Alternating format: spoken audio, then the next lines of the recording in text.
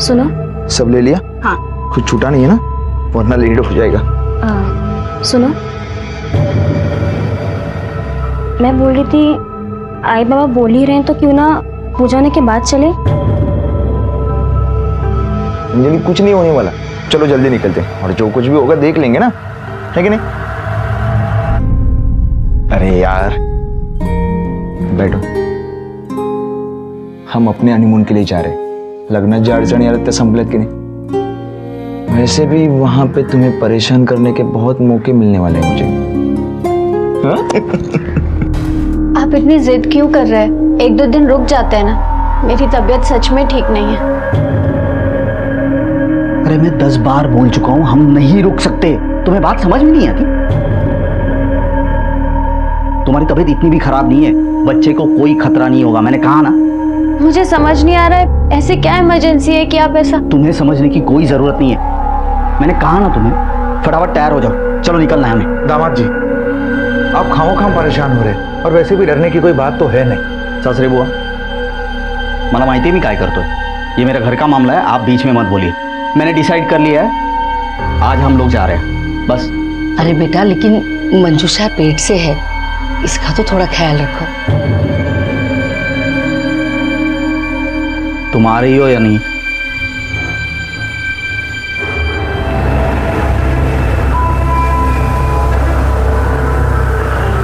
क्या हो? लगी है भाई। तैयार आराम से। सोहम, मुझसे बर्दाश्त नहीं हो रहा। ताई टेन्शन घेऊ नको, आपण हॉस्पिटलमध्ये जाऊया। भाऊजी लवकर आलो रे, आलो 2 मिनिटं। सर, गाड़ी में 4 आइडेंटिटी कार्ड मिले, जिसमें से 2 आइडेंटिटी कार्ड के ऊपर के सरनेम सेम है और बाकी 2 आइडेंटिटी कार्ड के ऊपर के सरनेम सेम है। मतलब ये दोनों कपल है। और सर मुझे लगता है कि ये चारों एक ही फैमिली के हैं। सर हाईवे पर लूटपाट का मामला दिखाने की कोशिश की गई है, लेकिन वैसे है नहीं, क्योंकि गाड़ी में मोबाइल, पर्स सब कुछ वैसे के वैसे ही है। हो सकता है, लेकिन फिलहाल कुछ नहीं कहा जा सकता। शिंदे, किस आदमी को बाथरूम लगी हो, इसीलिए इसने हाईवे से गाड़ी नीचे 50 मीटर दूर यहाँ कच्चे रास्ते पर रोकी और जैसे ही गाड़ी से बाहर निकला इन पर किसी ने हमला कर दिया और सबको मार दिया। एक काम करो, इस पूरे एरिया की तलाशी लो, शायद कोई सुराग मिल जाए। Okay sir. चलो।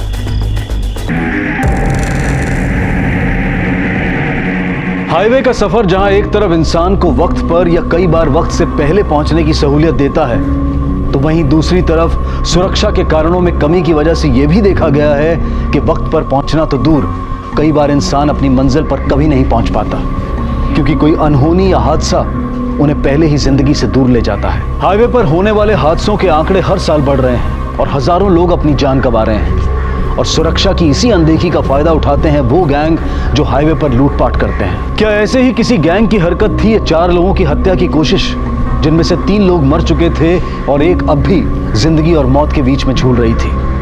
आखिर आने वाले पलों में क्या लिखा था उसके लिए? शिंदे, क्या रिपोर्ट है यहाँ की? सर ऑपरेशन चल रहा है, शायद लड़की बच सकती है। शिंदे, तुम्हारा शक बिल्कुल सही था। ये चारों एक ही परिवार से थे। इनमें एक कपल था, सोहन और अंजलि माने, और जिस आदमी की डेड बॉडी हमें गाड़ी के बाहर झाड़ियों के पास मिली उसका नाम था प्रताप शिर्के, जो मंजूषा का पति था। मंजूषा और सोहम दोनों सगे भाई बहन हैं। मंजूषा और प्रताप सोहम की शादी के लिए कोल्हापुर आए थे, और जब इन पर हमला हुआ तब ये लोग अपने घर वापस जा रहे थे पुणे। मैंने इनके घर वालों को इन्फॉर्म कर दिया था। वो आए हैं क्या? सर उन्हें मॉर्ग रूम ले जाया गया है बॉडी की शिनाख्त के लिए। कंधे में लगी गोली को तो हमने निकाल दिया है, पर क्योंकि खून काफ़ी बह चुका था इसलिए रिकवर होने में टाइम लगेगा। वैसे अब उनकी जान को कोई खतरा नहीं है। इस हादसे में उनको अपना बच्चा भी खोना पड़ा, इसलिए सिर्फ फिजिकल ही नहीं मेंटल डैमेज भी होगा। आप लोगों को उनका खास ख्याल रखना पड़ेगा, ध्यान रखिएगा उनका। सावित्री, संभाल अपने आप को।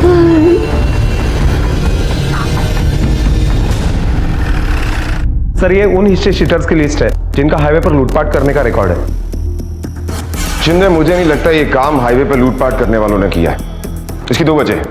पहली वजह ये है कि वो लोग अपनी तरफ से पूरी कोशिश करते हैं कि पुलिस को उनका कोई भी हिंट ना मिले, और दूसरी वजह ये कि अगर ये मामला लूटपाट का होता तो कैश, मोबाइल, ज्वेलरी सब गायब होता, लेकिन ऐसा कुछ नहीं, सब कुछ बरामद हुआ। सर, ये बैलिस्टिक रिपोर्ट।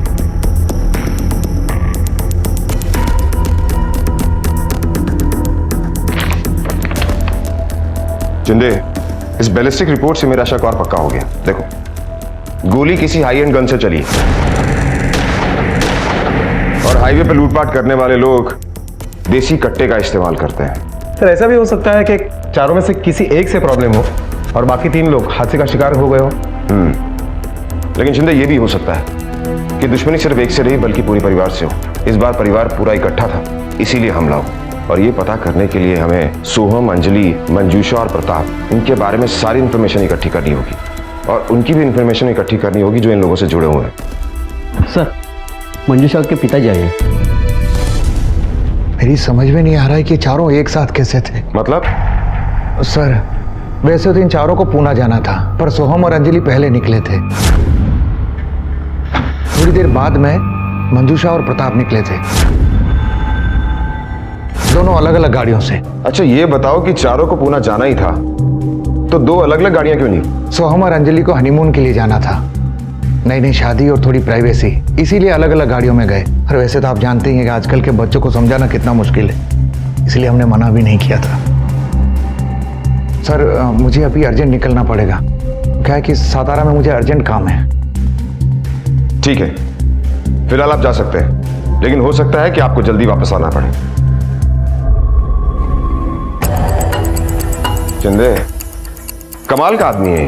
बेटा, बहू और दामाद मर चुके और बेटी हॉस्पिटलाइज है, लेकिन इसे अर्जेंट वर्क से सातारा जाना है।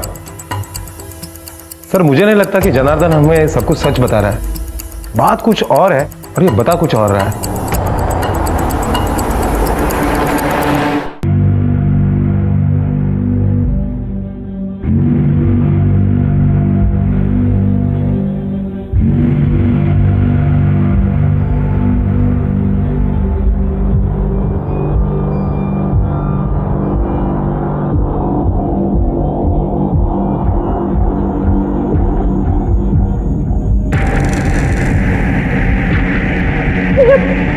मेरा बच्चा। क्या हुआ? प्लीज आप रेस्ट कीजिए। मेरा बच्चा। शांत हो जाइए प्लीज। मेरा बच्चा। प्लीज आप शांत हो जाइए। मेरा बच्चा। सर, हॉस्पिटल से फोन आया था, मंजूषा को होश आ गया है। याद करने की कोशिश कीजिए, आपके साथ कल क्या हुआ था? मैं और प्रताप पूना जा रहे थे, बीच में सोहम का फोन आया था। हाँ सोहम, क्यों नहीं, बस 2 मिनट लगेंगे। सोहम का फोन था, वो आगे हाईवे पर खड़े हैं, उनकी टैक्सी खराब हो गई है, उसे और अंजलि को आगे से पिकअप कर लेते हैं। अरे, हम लोग अभी तक हाईवे पे पहुंचे नहीं हैं और उनकी टैक्सी खराब हो गई। उन्हें कहना दूसरी टैक्सी पकड़ के आ जाए। क्या हुआ? हाँ नहीं, कुछ नहीं, ठीक है, पिकअप कर लेंगे उन्हें। उसके बाद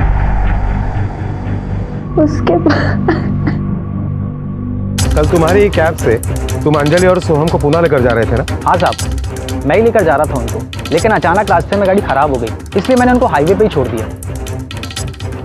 क्या ये वही दोनों हैं जिन्होंने अंजलि और सोहम को लिफ्ट दी थी? हाँ साहब, ये वही।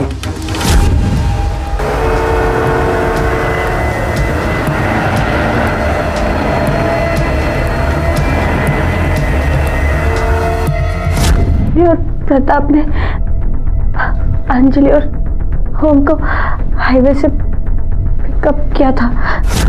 अंजलि, तुम बहुत स्मार्ट हो। नहीं, राइट टाइम पे सोहम के साथ घर अलग बसाने का डिसीजन ले लिया, वरना इनके घर वाले तुम्हारे घर में कभी शांति रहने ही नहीं देते।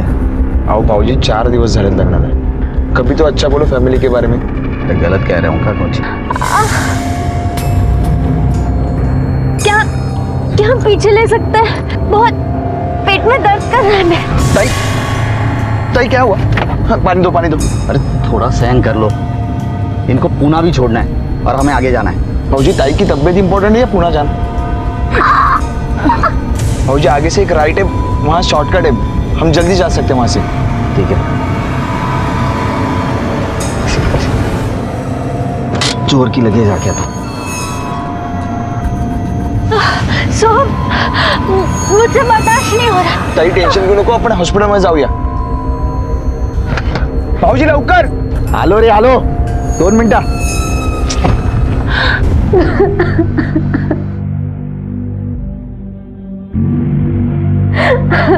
इंस्पेक्टर साहब, आपको इन्हें थोड़ा और वक्त देना होगा. ठीक है डॉक्टर, आप जरा हमारे साथ आइए. डॉक्टर, हमें इनसे कुछ जरूरी इंफॉर्मेशन चाहिए. कितना टाइम लगेगा इन्हें रिकवर होने में? कितना टाइम लगेगा ये तो मैं नहीं बता सकती, लेकिन हाँ, रिकवर होने में टाइम तो लगेगा. और आप लोगों के सवालों से उनकी तबीयत और भी खराब हो सकती है. वो वैसे ही मेंटल और फिजिकल ट्रॉमा में है. एक तो शूट आउट की वजह से और दूसरा वो अपना बच्चा खो चुकी है. Thank you doctor. शिंदे, मुझे ऐसा लगता है जिसने भी ये कत्ल किया है उसका टारगेट प्रताप था, या शायद मंजूषा और प्रताप दोनों. और ये सोहम और अंजलि गेहूं के साथ घुन की तरह पिस गए. सर लेकिन एक बात मेरे समझ में नहीं आ रही है कि इस प्रताप को मंजूषा के माँ बाप से क्या प्रॉब्लम थी कि उसने शादी करके आई हुई नई बहू को भड़काने की कोशिश की. अंजलि, तुम बहुत स्मार्ट हो. नहीं, राइट टाइम पे सोहम के साथ घर अलग बसाने का डिसीजन ले लिया, वरना इनके घर वाले तुम्हारे घर में कभी शांति रहने ही नहीं देते. हो सकता है वो सच बोल रहा हूं या फिर अपनी कोई कमी छुपाने की कोशिश कर रहा हूं. इस प्रताप के बारे में सारी इंफॉर्मेशन हमें मंजूषा के बाप से मिलेगी. उसका बाप सितारा में कुछ अर्जेंट काम के लिए गया हुआ ना, वापस आया कि नहीं? हाँ सर, मैंने एक कांस्टेबल उसके पीछे लगाया था, अभी वो अपने घर पर ही है. प्रताप सिर्फ अपने बारे में ही सोचता था. उसने मेरी बेटी की कभी फिक्र नहीं की. हमेशा मेरी मंजूषा को दुख दिया है उसने. अरे 4 लोगों के बीच उसे बेइज्जत करता था. सर सच कहूं तो प्रताप बहुत गुस्से वाला आदमी था. यहाँ तक कि उसने मेरे सोहम पर कोर्ट केस भी कर दिया था, हमारी अपनी जमीन हथियाने के लिए. वो सबको गालियां देता था, किसी की इज्जत करना तो उसे आता ही नहीं था. इसलिए तुमने उसे तंग आकर जान से मार दिया है ना? सच कहूं तो हाँ, मैं उससे तंग आ गया था, पर मैंने उसका खून नहीं किया. मैं अपने बेटे बहू को क्यों मारूंगा? मैंने किसी को नहीं मारा सर. चंदे, इस जनार्दन की कॉल रिकॉर्ड्स और मोबाइल लोकेशन निकालो, क्योंकि ये सिर्फ प्रताप से ही नहीं, सोहम और अंजलि से भी गुस्सा था, क्योंकि अंजलि के कहने पर सोहम अलग घर लेकर रहने के लिए तैयार हो गया था. लेकिन सर फिर जनार्दन मंजूषा को क्यों मारेगा? चंदे, ये मत भूलो कि गोली मंजूषा के कंधे पर लगी है, और कंधे पर गोली लगने से कोई मरता नहीं है.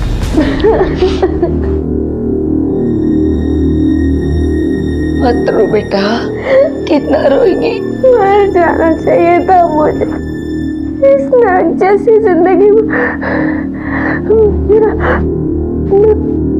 बच्चा ही तो एक सहारा था, वो भी इस दुनिया में नहीं रहा तो मैं किसके लिए जीऊंगी? नहीं बेटा, रोते नहीं, मेरी बात सुन. वो प्रताप ने तो तेरी जिंदगी वैसे भी नरक बना के रखी थी, और अब तो तेरा बच्चा भी नहीं रहा. सुन, अब तो तेरी जिंदगी आजादी से अपने तरीके से जी सकती है बेटा. 30 साल की उम्र में विधवा बनकर मैं कैसे आजाद हो सकती हूँ?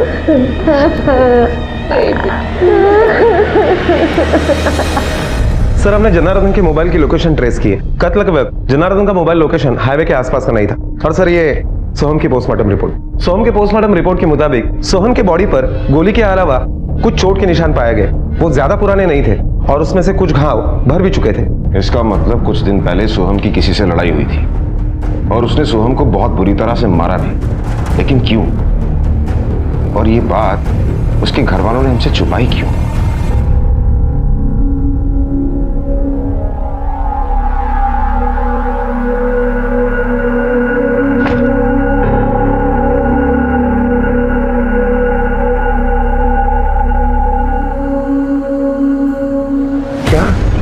सोहम का झगड़ा हुआ था?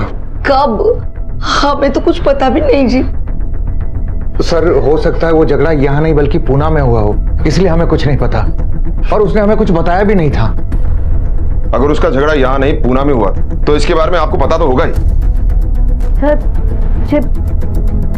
मैं तो बीमार थी. सर क्या हम सोहम की बॉडी के साथ साथ अंजलि की बॉडी को भी क्लेम कर सकते हैं? क्योंकि मुझे नहीं लगता कि अंजलि के घर वाले आएंगे। सर जनार्दन सच बोल रहा है। अंजलि के घर वाले अंजलि और सोहम के शादी के बिल्कुल खिलाफ थे। यहाँ तक कि वो अंजलि के शादी में भी नहीं आए। इसका मतलब मर्डर का मोटिव अंजलि के परिवार वालों के पास भी है, क्योंकि अंजलि ने अपने परिवार के खिलाफ जाकर शादी की और ये मर्डर उसी का परिणाम। शिंदे, अंजलि के परिवार वालों का एड्रेस निकालो और उनसे अच्छी तरह से पूछताछ करो। Okay sir. सर हमें भी बिरादरी में रहना है। दूसरी जाति में बेटी को देते तो समाज को क्या मुंह दिखाते। अंजलि को बहुत हमने कोशिश की सोहम से दूर रखने की, यहाँ तक कि उसे कमरे में भी बंद कर दिया था। हमें लगा सब खत्म हो गया, पर अंजलि ने हम सब की नाक कटवा दी। वो सोहम के साथ भाग गई और उसके साथ शादी कर ली। इसी बेइज्जती का बदला लेने के लिए तुमने उनका खून कर दिया। हमें यह भी पता है कि शादी के कुछ दिन पहले तुमने सोहम के साथ मारपीट भी की थी। सर इस वजह से आप अगर हम पर यह इल्जाम लगा सकते हैं तो कोई और भी है जिनके मुंह पर इन्होंने शादी करके कालिक पोत दी थी, जिनको मुंह दिखाने के लायक नहीं छोड़ा था। मेरे बेटे की जिंदगी बर्बाद हो गई तुझसे शादी करके। पनौती बन के आई तो उसकी जिंदगी में कभी सुख नहीं दिया उसे, और अब उसकी जान ले ली तूने। मनहूस कहीं की। अरे तू क्यों नहीं मरी उसकी जगह पे? तुम सबने मिलकर जान ली है मेरे बेटे की। समधन जी, ये क्या कह रही हैं आप? हादसे में आपने अपना बेटा ही नहीं बल्कि हमने भी अपने बेटे बहू को खोया है, तो भला हम अपने बेटे की जान क्यों लेंगे? ये मुझसे नहीं, खुद से पूछिए, सब पता है आपको।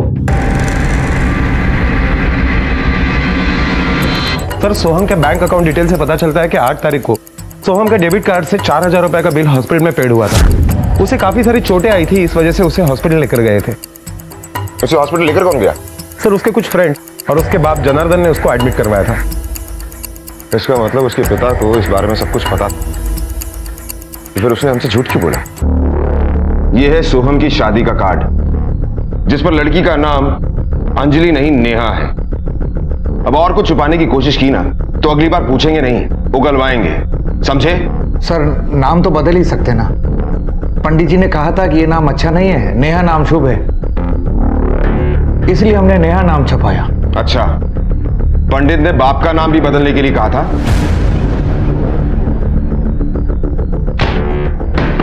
देखो इस पर बाप का नाम रघुनाथ भोसले लिखा हुआ है, कॉर्पोरेटर। तुम्हें पहले एक सांगा कि तुम झूठ क्यों बोल रहे थे? कहीं ऐसा तो नहीं कि उससे डर कर सच छुपा रहे थे? मैं भला उससे क्यों डरूंगा? अच्छा, उससे नहीं डरते? फिर उस दिन तुमने झूठ क्यों बोला था कि तुम्हें नहीं पता कि सोहम को किसने मारा, बल्कि तुम ही उसे हॉस्पिटल लेकर गए थे?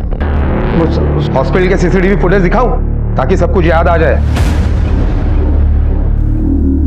मैं ये नहीं कहती कि तेरे साथ जो कुछ भी हुआ है वो भूलना इतना आसान है, पर कोशिश तो कर। नसीब में जो कुछ भी लिखा है वो हम बदल नहीं सकते, ना ही मिटा सकते हैं। शायद इसीलिए भगवान ने हम औरतों को सहन शक्ति दी है, ताकि जो कुछ भी दुख हो हम हंस के पी जाए। यहाँ से तुझे हिम्मत मिलेगी, शांतिपूर्ण मेल। तू बस हाँ, बैलेंस।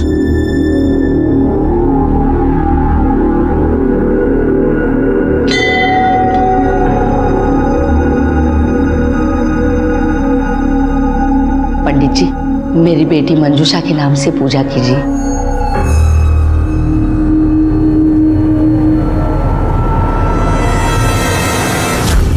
रोहन भोसले, सोहम के साथ तुमने मारपीट की थी ना?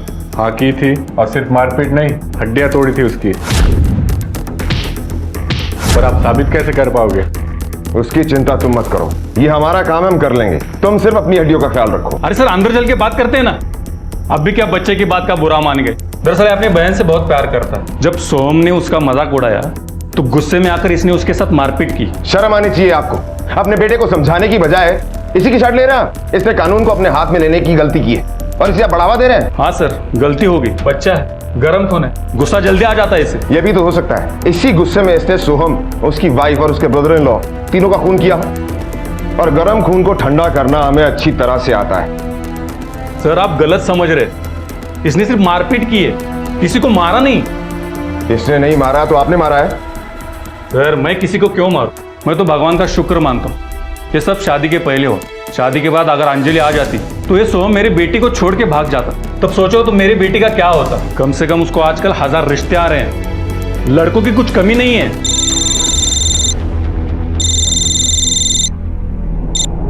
हेलो, क्या?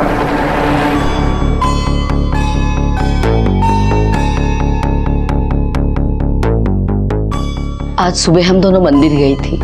मैं अंदर पूजा करने के लिए चली गई। बाहर आके देखा तो मंजूषा बाहर नहीं थी। मैंने उसे ढूंढा, वहां एक सुनसान जगह पर बैठी हुई मिली। मंजूषा दिखा तो काय ग इकडे काय करतेस? काय ग? मैं मंदिर की परिक्रमा कर रही थी।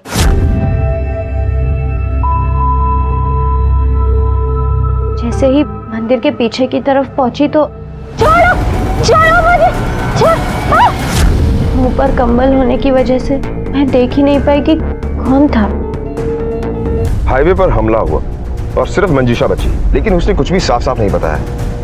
और आज भी उस पर हमला हुआ और उसने कुछ नहीं देखा। मुझे लगता है ये मंजूषा मेन टारगेट है, या शायद इन मर्डर्स के पीछे मंजूषा ही है। शिंदे, काम करो, इस मंजूषा पर नजर रखो और इसकी पास्ट प्रेजेंट फ्यूचर डिटेल्स सब कुछ निकालो। Okay sir.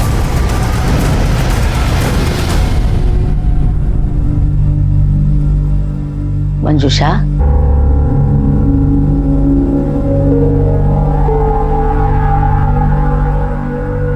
तूने पुलिस से झूठ क्यों बोला? कैसा झूठ आई? यही कि तुझ पर जिसने हमला किया उसे तूने देखा ही नहीं। क्योंकि आई मैंने सच में नहीं देखा। उसने मेरे ऊपर कंबल। चुप कर, जब मैं वहां पहुंची तब वहां कोई कंबल वंबल नहीं था। क्या बात है बेटा, किसे बचाना चाहती है?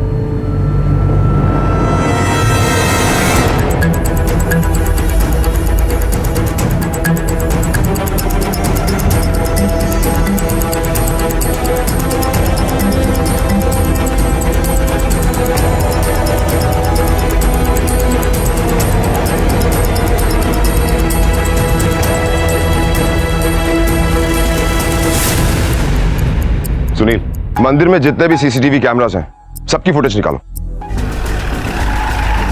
क्यों इसे लेके जा रहे हो आप? क्या किया इसने? सर हुआ क्या? कहाँ ले जा रहे हैं? क्या किया है? हमें कुछ पूछताछ करनी है, चलाओ। मंजूषा, ये देखिए, जिस टाइम आप मंदिर की परिक्रमा कर रही थी, ये उस टाइम की सीसीटीवी फुटेज है।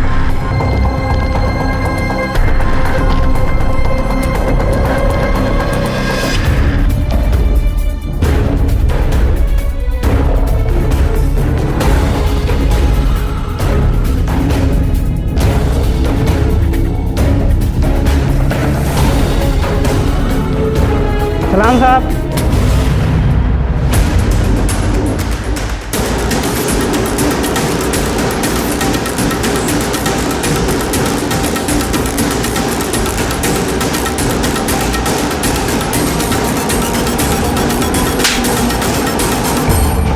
ये इरफान है। हम दोनों एक दूसरे से प्यार करते थे।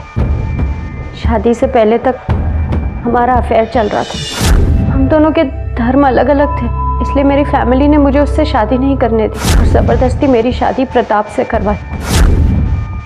क्योंकि प्रताप ने मेरे बाबा के बिजनेस में पैसे लगाए थे। जब बाबा का बिजनेस डूब रहा था, प्रताप बहुत ही एरोगेंट और गाली गलौज करने वाला आदमी था। वो मुझे हमेशा नीचा दिखाता था। मेरी जिंदगी तो जैसे नर्क बन चुकी थी। सभी लोग मुझसे सिंपैथी जरूर रखते थे,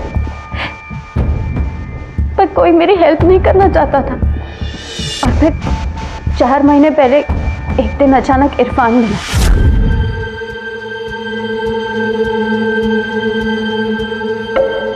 उसके बाद अक्सर वो मेरा पीछा करता था। मैंने कभी भी उसे पलट कर नहीं देखा, पर वो हार मानने को तैयार ही नहीं था। मेरा पीछा करता रहा, मुझे फोन करता रहा। कोई ईमेल नहीं मिला अभी तक। मिलना तो चाहिए। हाँ,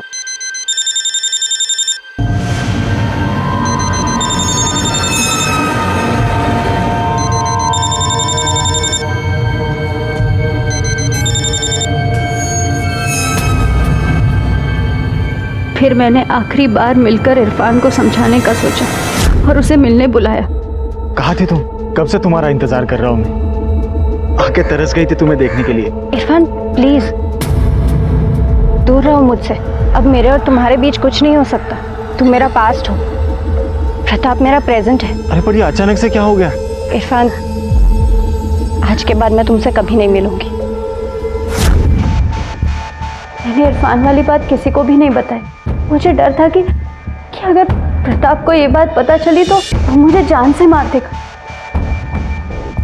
और कल जब मैं मंदिर गई तो मैंने ये बात इसलिए नहीं छुपाई थी क्योंकि मैं डर गई थी, बल्कि इसलिए नहीं बताई क्योंकि मैं जानती थी कि मेरी बातों का यकीन कोई नहीं करेगा।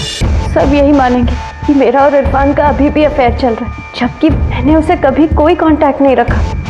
सब यही समझेंगे कि मैंने मेरे पति का कत्ल करवाया है और उसके कत्ल की साजिश में मुझे भी घसीट लेंगे।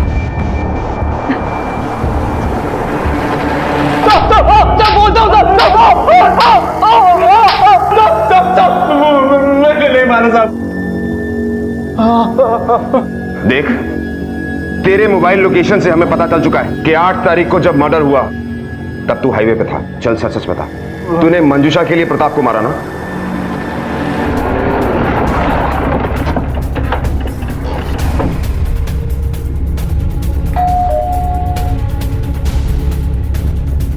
ये इरफान का घर है? हाँ कहिए। आप कौन? मैं उनकी बीवी। हमें आपके घर की तलाशी लेनी है। ये रहा आपके घर की तलाशी का वारंट। भाविस्कर, तावड़े, कानन कोबरा बिन जुंगाड़ा। Okay sir.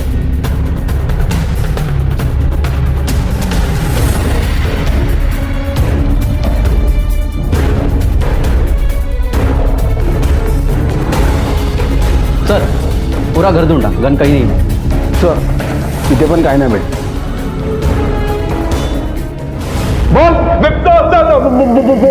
बोलता हूँ मारना मत साहब। मैं मंजूषा और उसके पति का पीछा कर रहा था। मंजूषा मेरी बात को मान ही नहीं रही थी। मैंने सोचा कि उसकी पति की पिटाई करके उसे धमकी दूंगा तो वो अपने आप हमारे रास्ते से दूर हो जाएगा। फिर आगे रास्ते में उन्होंने किसी 2 लोगों को गाड़ी में बिठाया। मैंने सोचा कि ये 2 लोगों को मैं नहीं संभाल पाऊंगा। फिर साहब आगे रास्ते में मैं एक ढाबे पर रुक गया था। शाम 5:30 बजे तक साहब मैं उधर ही था। माँ कसम साहब, मैंने किसी को नहीं मारा साहब, सच बोल रहा हूँ मैं। वैसे भी प्रताप ने घर और बाहर इतने सारे दुश्मन पाल के रखे थे कि वैसे भी ये काम कोई भी कर सकता था। आप साहब बोल, तू कहना क्या चाहता है? साहब प्रताप ने एक लड़की को यूज करके फेंक दिया था साहब। ये बात उसकी पूरी फैमिली जानती है, लेकिन कोई नाम नहीं लेगा साहब, क्योंकि उसका नाम लेगा तो उनकी बदनामी होगी। सर मर्डर स्पॉट से वो ढाबा लगभग 5 किलोमीटर की दूरी पर है। हमने ढाबे पर जाकर पूछताछ की तो पता चला कि इरफान सच बोल रहा है। जिस वक्त मर्डर हुआ उस वक्त इरफान उस ढाबे पर ही था। शिंदे, मुझे ऐसा लगता है कि मर्डर का प्लान इरफान और मंजूषा ने मिलकर किया है। दोनों के पास वजह थी। इरफान मंजूषा को पाना चाहता था और मंजूषा अपनी शादी से मुक्ति। शायद मंजूषा के दिल में इरफान के लिए वापस से फीलिंग पैदा हो गई थी, इसीलिए उसने उसको बचाया। पता नहीं कौन से कर्मों की सजा मिल रही है मुझे, जो ऐसी औलाद पैदा हुई है मेरे घर में। एक ने शादी करके समाज में नाक कटवा दी और एक है जो शादी के बाद भी अफेयर कर रही है। बाबा गलत समझ रहे। बकवास मत कर, मुझे सब पता है। अरे तेरी वजह से समाज में निकलना मुश्किल हो गया है मेरा। चुप भी करो। और कितना कीचड़ उछालोगे दूसरों पर? कभी खुद पे शर्म नहीं आती तुम्हें? हमेशा से तुमने अपनी बातें मुझ पर और बच्चों पर ला दी है। कभी कभी तो मुझे शक होता है कि प्रताप की इन हरकतों से तंग आकर और सोहम ने जो अंजलि के साथ शादी की उसकी वजह से और अपना कॉन्ट्रैक्ट खोने की वजह से तुमने तो इन तीनों का खून नहीं किया। सर प्रताप के कॉल रिकॉर्ड में हमें एक नंबर ऐसा मिला है जिस पर कुछ महीने पहले काफी सारी बातें हुई है, और बैंक रिकॉर्ड के मुताबिक एक अकाउंट नंबर ऐसा मिला है जिस पर लगभग हर महीने पैसे जमा किए जाते थे। सर ये बैंक अकाउंट और फोन नंबर एक ही इंसान के नाम पर रजिस्टर्ड है। नाम क्या है? सर राधिका माने। राधिका माने से तुम्हारे क्या संबंध है? छुपाने की कोशिश मत करना, क्योंकि हम राधिका तक पहुंच चुके हैं। इसलिए तुम्हारा फायदा इसी में है कि तुम सब कुछ सच सच बता दो, वरना तुम पर इतने केस लगाएंगे कि सारी जिंदगी तुम्हारी जेल में गुजरेगी। राधिका माने? हाँ, आपको हमारे साथ पुलिस स्टेशन आना पड़ेगा। Police station? लेकिन क्यों? राधिका मेरे कजिन की बेटी है। बचपन में उसके माँ बाप की एक एक्सीडेंट में मौत हो गई थी, तब से मैंने उसे पाला है। जनार्दन काका और सावित्री काकी ने मुझे पाल पोस कर बड़ा किया, अच्छी जिंदगी दी, कभी कोई भेदभाव नहीं किया। लेकिन मंजूषा ताई की शादी के बाद जब से वो प्रताप मेरी जिंदगी में आया है, मेरी जिंदगी तहस नहस हो गई है। काका ने जबरदस्ती मुझे उसके साथ रिश्ता रखने के लिए मजबूर किया। प्रताप का जब मन करता था वो तब मेरे साथ जबरदस्ती करता था। अपने बच्चे की तरह पाला मैंने उसे, और बदले में उसने मेरी बेटी का घर बर्बाद कर दिया। वो कहती थी कि प्रताप की गंदी नजर है उस पर। काका ने कभी मेरा विश्वास नहीं किया, कभी मेरा साथ नहीं दिया, क्योंकि उन्हें प्रताप से पैसे मिल रहे थे। सर ये सब 3 साल तक चलता रहा। सर ये सब झूठ है, बकवास है। अगर ऐसा था तो 3 साल तक ये सब कैसे चलता रहा? सर राधिका का दिल आ गया था प्रताप पे। मैंने तो खुद देखा है प्रताप पर उसे डोरे डालते हुए। जैसे ही मैंने अपने ब्यूटिशियन का कोर्स कंप्लीट किया, मैंने वो घर छोड़ दिया और वापस कभी नहीं गई। 2 महीने हो गए, मैंने किसी की शक्ल नहीं देखी, पर प्रताप ने हार नहीं मानी।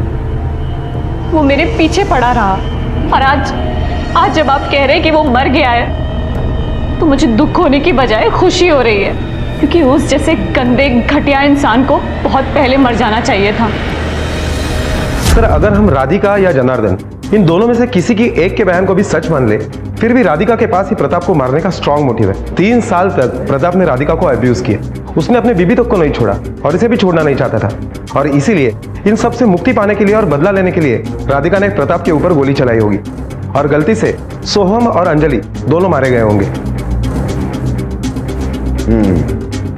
शिंदे, इस राधिका पर नजर रखो, पता करो इसने किसी से कोई गन तो नहीं खरीदी थी, या किसी को सुपारी दी हो, या ये भी हो सकता है कि उसने किसी के साथ मिलकर प्रताप को मारने की प्लानिंग की हो। Okay sir.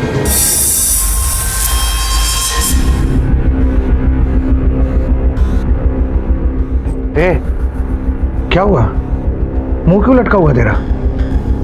कुछ नहीं, बस सोच रही थी कि झूठी इज्जत और पैसे कमाने के लिए आप सच को कितना दबाओगे।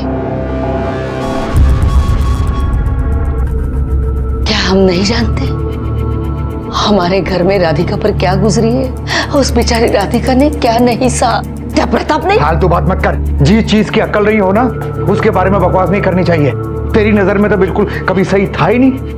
मैंने कभी कोई सही काम किया ही नहीं। जब घर से बाहर निकलोगी ना, समाज में जिंदा रहने के लिए और घर चलाने के लिए हाथ पैर मारोगी ना, तब जाकर पता लगेगा कि दुनिया क्या है और कैसे चलती है। बकवास करती है।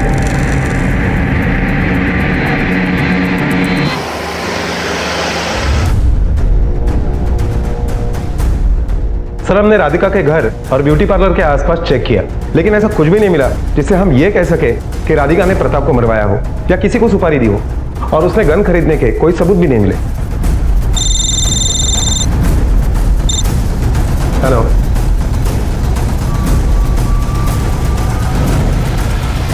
अरे भाई तुम्हारे पैसे दे दूंगा मैं। कहीं भागा जा रहा हूं क्या? भरोसा रखो ना, बोल रहा हूं। कितनी बार बताऊं मैं तुम्हें? दे दूंगा। कैसे यार, काफी बिजी लग रहा है।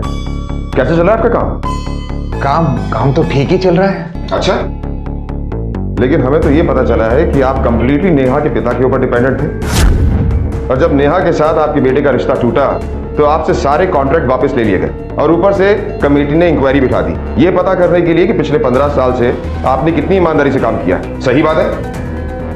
हमारे धंधे में ये सब तो चलता ही रहता है। तो अचानक आपके बेटे के मर्डर के बाद आपकी आर्थिक हालत कैसे सुधर गई? हालत तो सुधरने वाले थे, कमेटी ने सब इल्जाम वापस ले लिए, क्योंकि जनार्दन शिर्के के खिलाफ मेरिट में कुछ साबित ही नहीं हुआ।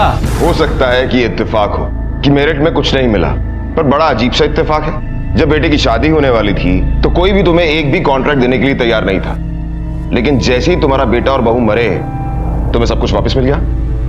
कहीं ऐसा तो नहीं कि अपना सब कुछ वापस पाने के लिए तूने खुद ही अपने बेटे और बहू को मरवा दिया हो, और प्रताप तो वैसे ही तुम्हारे गले की हड्डी बना हुआ था, उसे भी रास्ते से हटा दिया हो। आप मुझ पर झूठा और बेबुनियाद आरोप लगा रहे हैं। उसने अपनी बेटे की शादी मेरे बेटे से करने के लिए इनकार किया था, इसलिए इस बात का बदला लेने के लिए मैंने कमेटी बिठाई थी। सर सोहम के मौत के बाद जनार्दन मेरे पास आया और रोने लगा। ये सब उसके बेटे की गलती थी। वो खुद अपने बेटे की शादी मेरी बेटी नेहा के साथ करवाना चाहता था, लेकिन औलाद ऐसे निकली, वो तो क्या करे। सर 20 साल से मेरी और उसकी जान पहचान थी, इसलिए मैंने सोचा कि उसे माफ कर दूं और मैंने कभी उसे सोहम की हत्या करने के लिए नहीं कहा था, और ना ही कभी मैंने उसको धमकाया था। तुम सिर्फ अपने बारे में सोचते हो। तुमने अपने फायदे के लिए जबरदस्ती अपनी बेटी की शादी प्रताप से करवाई और फिर राधिका से फायदा उठाने के लिए उसे भी बलि पर चढ़ा दिया और अपने बेटे की शादी नेहा से करवाने की सोची ताकि उसके बाप से फायदा उठा सको। और जब सोहम ने तुम्हारे प्लान को चौपट कर दिया तो तब तुमने सोहम और अंजलि दोनों को मरवा दिया। अब जल्दी से बता दो किससे करवाया ये काम, किसे सुपारी दी थी? बोल। साहब मैं सेल्फिश नहीं हूं। आज की इस जोड़ तोड़ की दुनिया में जैसे जिंदा रहा जाता है, बस मैं भी वही कर रहा था। पर मैं अपने लिए नहीं कर रहा था, अपने परिवार के लिए कर रहा था। पर इस सब के लिए मैं किसी को मार नहीं सकता। सोहम तो मेरा अपना बेटा है। अच्छा, तो रघुनाथ से मिलने के लिए क्यों गया था? वो भी तुरंत अपने बेटे की मौत के बाद। तेरे जैसा बाप अपने बेटे की मौत का भी फायदा उठा सकता है। फायदा नहीं साहब, मजबूरी। घर में 3 सदस्य हैं तो उनके लिए भी तो पैसा चाहिए था। सोहम की मौत के बाद मैं रघुनाथ जी से इसलिए मिला था कि मेरी रुकी हुई आमदनी फिर से शुरू हो जाए। आज तक तुमने जो कुछ भी कहा है झूठी कहा है, इसलिए तेरी किसी भी बात पर विश्वास नहीं किया जा सकता। मैंने सोहम को नहीं मारा साहब। हाईवे पर हुए इस हादसे में जिसमें 3 लोगों की जान गई थी, संदिग्धों की कमी नहीं थी। मंजुषा, जनार्दन, इरफान, अंजलि का परिवार, नेहा का परिवार, राधिका, सभी के पास कत्ल का मकसद था। लेकिन इसके बावजूद पुलिस के पास कोई ठोस सबूत नहीं था जो कि इनमें से किसी को भी कातिल साबित कर सके। पुलिस के पास रास्ते अनेक थे, लेकिन ऐसा लग रहा था कि जैसे हर रास्ता एक बंद गली में खत्म हो रहा है। और तभी आंख मिचोली खेलने वाले इस केस में पुलिस को हत्या का हथियार मिला और कड़ियां जैसे खुद ब खुद जुड़ने लगी। इसे पहचानती हो ना?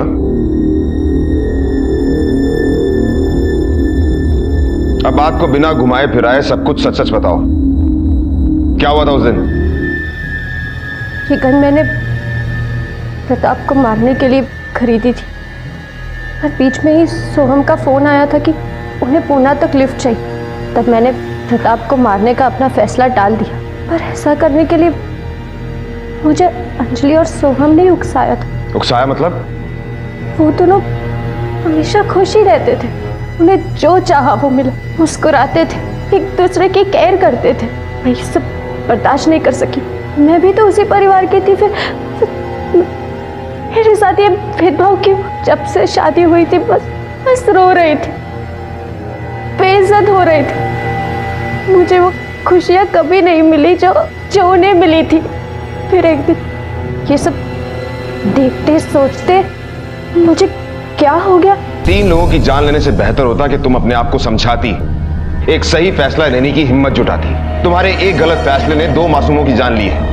काश तुम्हें पता होता कि अपराध का रास्ता किसी को आजाद नहीं कर सकता, सिर्फ बंदी ही बना के रख सकता है। ऐसा कहते हैं कि अक्लमंद से अक्लमंद इंसान भी अपने दिमाग का सिर्फ 2 से 3% ही इस्तेमाल करता है। बाकी के बचे हुए प्रतिशत में क्या है यह हम नहीं जानते, और शायद उसी का एक हिस्सा है मंजुषा की हालत जिसने उसे गुनहगार बना दिया। लेकिन इंसान की चेतना भी कमाल है। अगर वो जागृत रहे तो इंसान को भगवान, और अगर सो जाए तो भगवान को भी शैतान बना सकती है। और शायद यही हुआ था मंजुषा के साथ। उसने अपनी हालत के सामने समर्पण नहीं किया था, लेकिन विरोध और बेहतरी का जो रास्ता उसने निकाला था वो उसकी पहले की हालत से ज्यादा भयानक था। जनार्दन जैसे लोग जो समाज और दुनिया की दुहाई देते हैं, अपनी गलतियों पर पर्दा डालते हैं, उन्हें दूसरों पर थोपते हैं, असल में वो गुनाह की खेती कर रहे होते हैं, और उसी गुनाह की फसल उन्हीं के आसपास उगकर उन्हीं की तबाही का कारण बनती है। मंजुषा को सोहम, प्रताप और अंजलि के कत्ल के लिए गिरफ्तार किया गया है। फिलहाल वो जुडिशियल कस्टडी में है। अपनी हालत के लिए किसी दूसरे को जिम्मेदार ठहराने से पहले अपने आप को जांच लें कि कहीं आप अपनी हालत के सुधार के लिए किसी दूसरे को संघर्ष करते हुए तो नहीं देखना चाहते हैं। हर गलत बात का विरोध करें और सही समय पर आवाज उठाएं। यही एक अच्छे इंसान की पहचान है।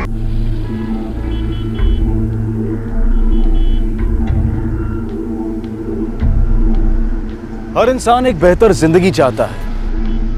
कोई ज्यादा सुख सुविधाएं चाहता है, किसी को बड़ा घर चाहिए, किसी को ज्यादा पैसा चाहिए, किसी को बेहतर जीवन साथी चाहिए।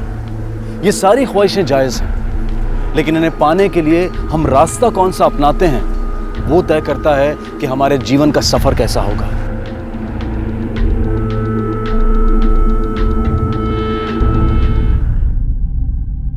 Happy birthday Sunny. अरे खोलो खोलो खोलो खोलो, इसे खोलो। नमस्कार काका। तनी बेटा, तुम्हारे उमेश काका तुम्हारे लिए बड़ा सा केक लाने गए हैं, वो बस आते ही होंगे। मुझे नहीं बनाना बर्थडे। अच्छा गिफ्ट भी नहीं मिला, केक भी नहीं आया और बाबा भी नहीं आया। अरे बाप रे, देखो केक भी आ जाएगा और बाबा भी रास्ते में है।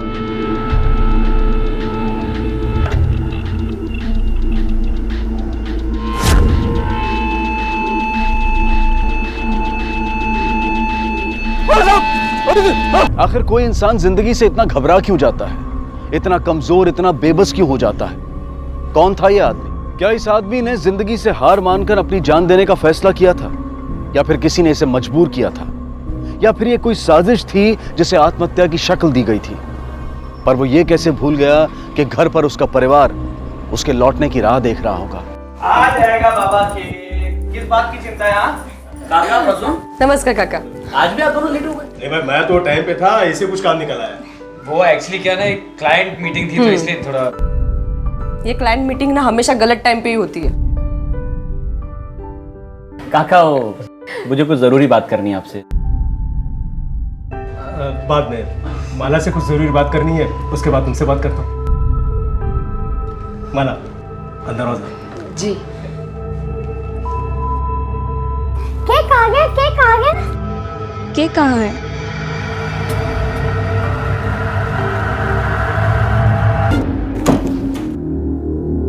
केक कहाँ है? नहीं ला पाया। नहीं ला पाया मतलब? नहीं ला पाया मतलब नहीं ला पाया। पैसे नव्हते यार माझ्याकडे। पण पैसे तर दिले होते ना? अगर इसके बारे में दिलीप को पता चल गया तो? नहीं, ये बात हम दोनों के बीच है ना, तो उसे पता कैसे चले? और अगर उसे पता चल भी गया तो मैं उसे समझा दूंगा। हेलो, क्या? ठीक है। क्या जरा? पुलिस का फोन था, दिलीप हॉस्पिटल में है। हाँ? हाँ।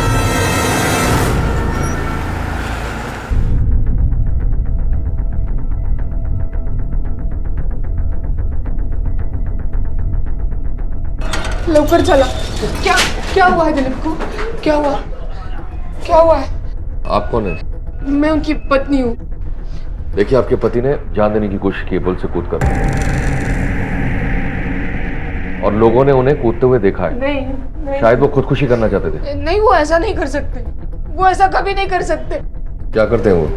सतगुरु नगर में कपड़े की दुकान है उनकी। आप कौन है? मैं दिलीप का काका हूँ। आप लोग रहते कहाँ हैं? सतगुरु नगर में ही, इच्छामल कॉलोनी।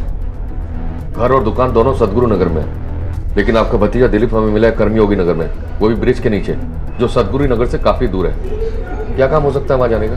पता नहीं, मतलब वैसे कुछ बता कर नहीं गए थे वो शायद गिफ्ट लेने गए होंगे सनी के लिए। हमारे बेटे का आज बर्थडे है ना। डॉक्टर क्या हुआ उन्हें? ठीक हो जाए? खतरे से तो बाहर है, पर उसकी बैक पूरी तरीके से इंजर्ड है। स्पाइन में गहरी चोट की वजह से हो सके कि उम्र भर के लिए पैरालाइज हो जाए।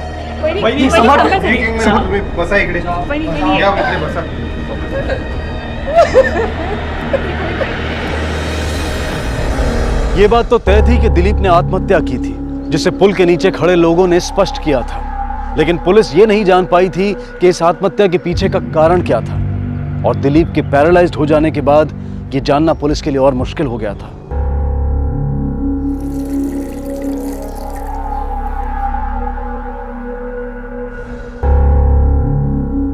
आई, बाबा कब ठीक होंगे? वही नहीं, पुलिस।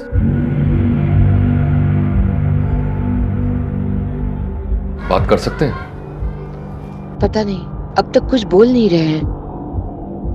आप बाहर आएंगे, कुछ बात करनी है।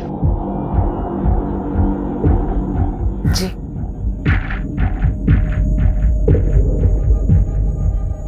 हाल ही में कुछ हुआ था क्या? नहीं, मतलब ऐसे तो कोई बात नहीं थी। कुछ तो हुआ होगा। दिलीप की अपनी दुकान है, कोई लॉस हुआ हो या फिर किसी का उधार? हाँ, मतलब कुछ पैसे लिए थे इन्होंने काका से दुकान सेट करने के लिए। घर की बात है, पैसे लौटाने की भी कोई जल्दी नहीं थी।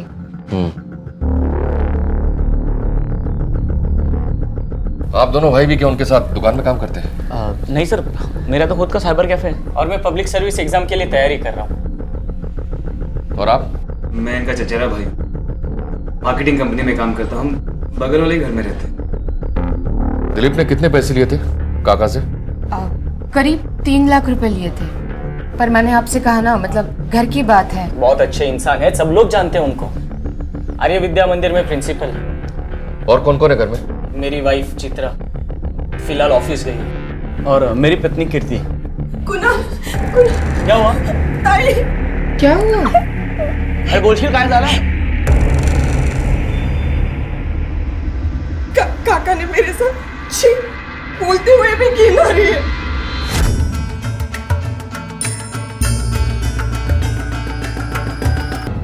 अरे बेटा, तुम यहाँ आ गई। मैंने कहा ना अंगड़ाई लेने के लिए मैंने हाथ सीधे की और तुम्हें लग गया। नहीं बेटा, और तुम उसका गुस्सा मान गई। बेटा, मैं माफी मांगता हूँ, मेरा इरादा बिल्कुल ऐसा नहीं था। तेरी हिम्मत कैसी? अरे दिमाग ठिकाने है तुम्हारा? अरे काका है वो, काका बस कर रही है। शांत बसाता तुम ही। काका ऐसे कर ही नहीं सकते, डोकं ठिकाना रे का। माझ्यावरती विश्वास ठेवा। एक मिनट, मुझे तुमसे अकेले बात करनी है।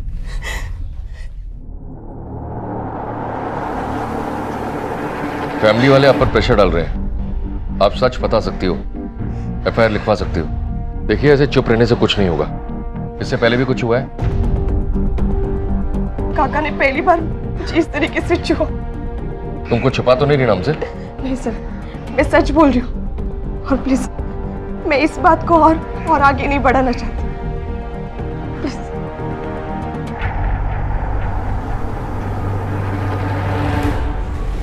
विश्वास जोशी स्कूल का प्रिंसिपल है, पर कैरेक्टर का ढीला लगता है, वरना बहू उसके खिलाफ ऐसा कंप्लेन क्यों करेगी?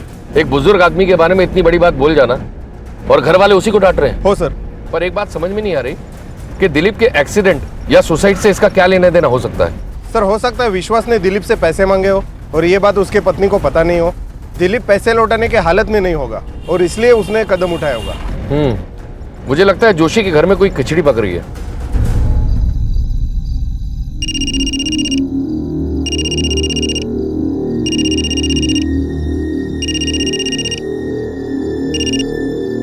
हेलो।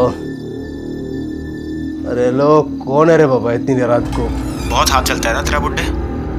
अगली बार ऐसा किया ना तो हाथ तोड़ दूंगा, समझा? Hello hello, good good.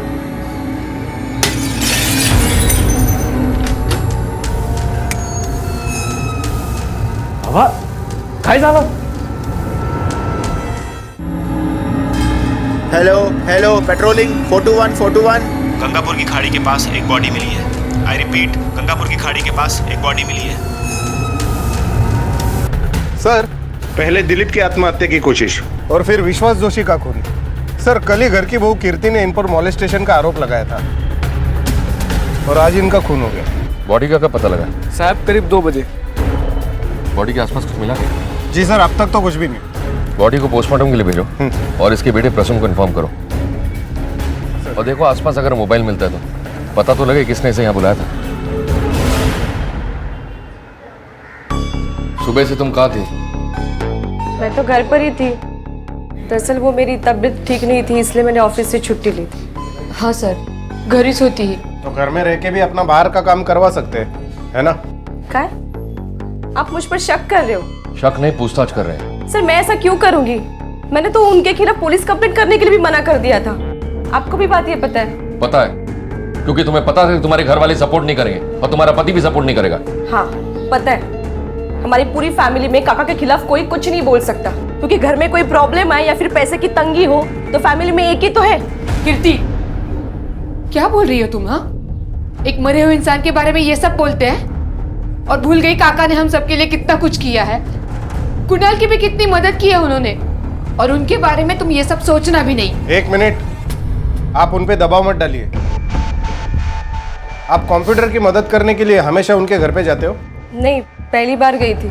अक्सर तो चित्रा जाती है मदद करने, पर कल वो ऑफिस के काम की वजह से बिजी थी, एक्स्ट्रा आवर्स कर रही थी, सो मुझे भेज दिया। चित्रा ने तुम्हें कभी आकर बताया कि उसके साथ भी कुछ ऐसा हुआ है? नहीं सर, इस घर में इससे पहले ऐसा कभी नहीं हुआ। ये तो बस कीर्ति है जो अपना बदला ले रही है। बदला? वही नहीं, मैं काका से बदला लूंगी। जो भी है ना, साफ साफ बताओ। पुलिस से कुछ छुपाने की कोशिश मत करना। ये तो इसी से पूछे आप। हाँ हाँ, सांगते ना, घाबरते कमी। सर इस घर में शादी करके पछता रही हूं मैं। गलती मेरी थी, गलत आदमी से शादी कर ली। कुणाल ने मुझे बताया कि वो बहुत अमीर फैमिली से बिलोंग करते हैं। उसकी फैमिली ने भी यही बताया कि उसका खुद अपना साइबर कैफे है। लेकिन नहीं, शादी के बाद पता चला कि वो सिर्फ एक पार्टनर है, कुछ खास नहीं कमाता, सिर्फ नाम के लिए बिजनेस है। इन सब ने मिलकर मुझे चीट किया है। निकम्मा पति। कमा तो मैं लेती हूँ सर, मैं तो खुद डिवोर्स लेना चाहती थी, पर नहीं, काका ने बीच में टांग अड़ा दी, मेरे भाई बाबा से जाके शिकायत कर दी।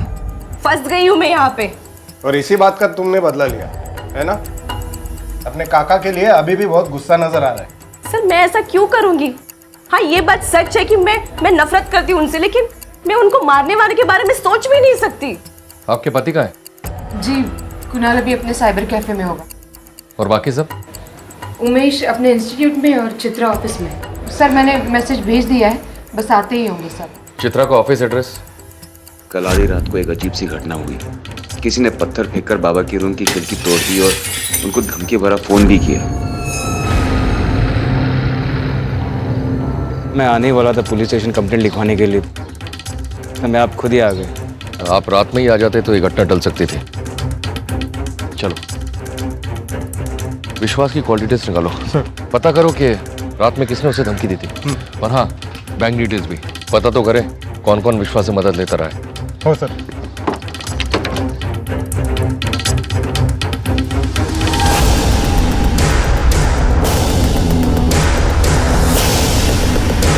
चित्रा, जी सर। आपने कीर्ति को विश्वास के पास भेजा था? हाँ सर, वो एक्चुअली हमेशा मैं ही मदद कर देती थी काका की कंप्यूटर चलाने में। लेकिन क्या है ना कि उस दिन मैं ओवर टाइम कर रही थी और दिलीप दादा के हॉस्पिटल के टाइम काफ़ी सारी छुट्टियां हो चुकी थी, इसलिए अभी ओवर टाइम करके कंपेंसेट कर रही हूँ। इसलिए मैंने कीर्ति को भेज दिया था। कीर्ति ने उस दिन सबके सामने ये कहा कि विश्वास जी ने उसके साथ कुछ गलत किया। क्या तुम्हारे साथ भी ऐसा कुछ हुआ है? नहीं सर, बिल्कुल नहीं। कीर्ति या तो झूठ बोल रही है या फिर उसे कोई गलतफहमी हो गई है। काका तो ऐसे कर ही नहीं सकते। तुम इतना कॉन्फिडेंस से कैसे कह सकती हो सकता है तुम्हारे साथ ना हुआ, उसके साथ हुआ। क्या है ना सर कि जितना प्यार काका बेटे से करते थे उनके, उतना ही प्यार हम सबसे करते थे। उन्होंने बहुत हेल्प की है हमारी। उधर विश्वास का मर्डर हो गया और तुम घर नहीं गई? सर वो मुझे भी अभी पता चला। मैं बस निकलने वाली थी कि मैंने लीव के लिए अप्लाई कर दिया है। घर का खर्चा तुम चलाती हो क्या? क्या करूँ सर, जैसे तैसे गुजारा चल रहा है। लेकिन बस कुछ ही दिनों की बात है। एक बार उमेश यूपीएससी की एग्जाम पास कर लेगा ना, फिर मुझे नौकरी करने की जरूरत भी नहीं पड़ेगी। ठीक है।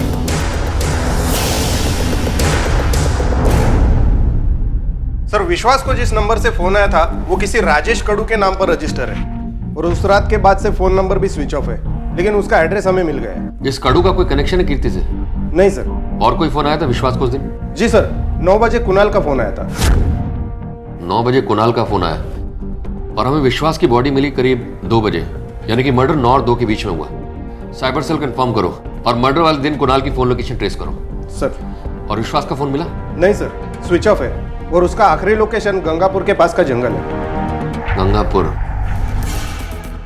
राजेश कड़ू। ओ सर, मीत सर। ये नंबर तुम्हारा है? हाँ सर, ये नंबर तो मेरा ही है, पर मैं तो इसे कब का बंद कर चुका हूँ। ये नंबर एक्टिव है और इस नंबर से किसी को कॉल किया गया था। अरे एक मिनट साहब, शायद मेरे बेटे रवि ने इसे एक्टिव किया होगा। कहाँ है वो? कौन से स्कूल में पढ़ते हो? सर आर्य विद्या मंदिर। कौन से स्टैंडर्ड में? सर 11th में। प्रिंसिपल कौन है तुम्हारे? विश्वास जोशी। उनका खून हो गया, पता है तुम्हें? और रात को उनको धमकी भरा फोन भी गया था तुम्हारे पापा के नंबर से। तुम्ही ने किया था ना? रवि खरा सांग।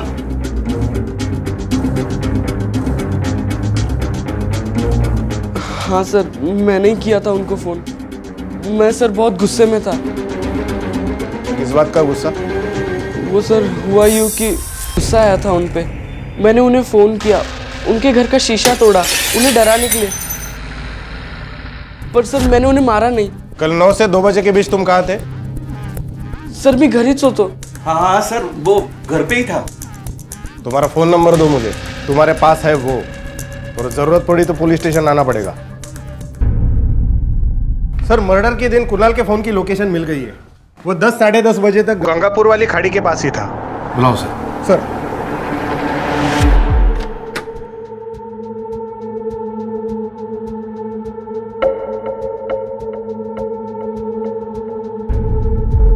क्या कर रहे हो? कुछ नहीं, मेरी घड़ी। घड़ी ढूंढ रहे हो?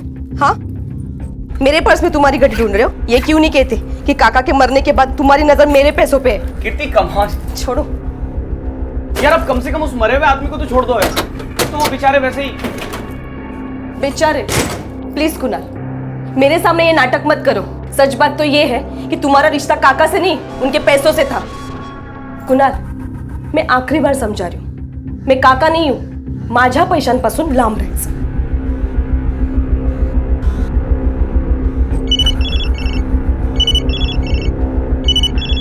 हेलो, कौन है?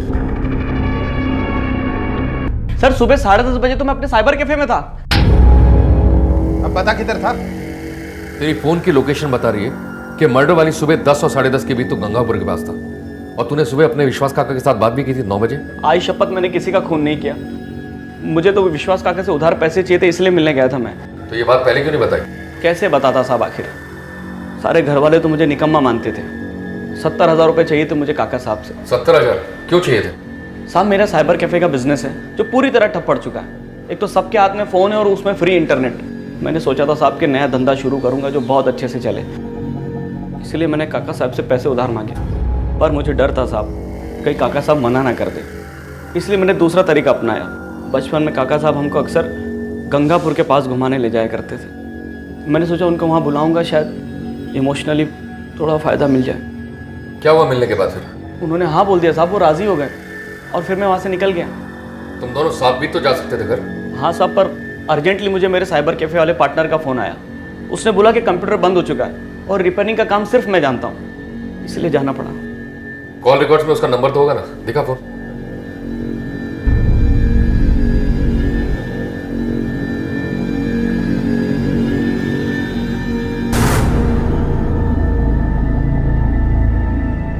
तो विश्वास काका से नाराज था कीर्ति के इल्जाम लगाने की वजह से? नहीं साहब, मैंने तो कीर्ति की किसी बात पे यकीन नहीं किया।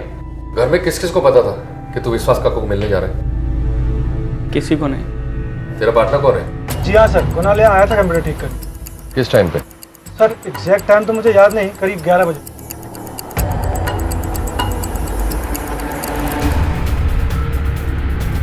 कुणाल ऐसे नहीं कर सकता, वो और बाबा बहुत क्लोज थे। कुणाल दादा काका की बहुत इज्जत करते थे आणि काका पण खूप मानायचे त्याला।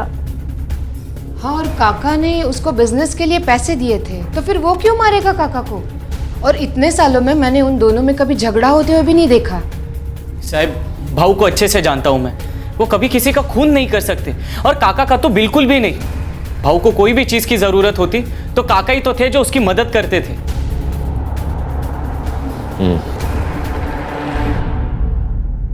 सनी रुक, अरे रुक, पकड़ लिया। रुक जा 2 मिनट। पढ़ाई तो अच्छे से की है ना मेरे बेटे ने? हाँ, लेकिन एग्जाम गंदा ही जाएगा। नहीं बेटा, ऐसे नहीं बोलते।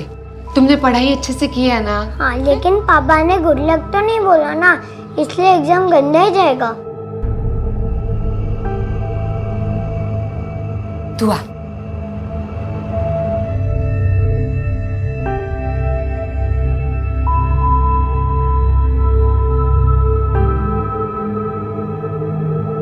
देखा, अभी बाबा ने सनी को गुड लक बोला ना?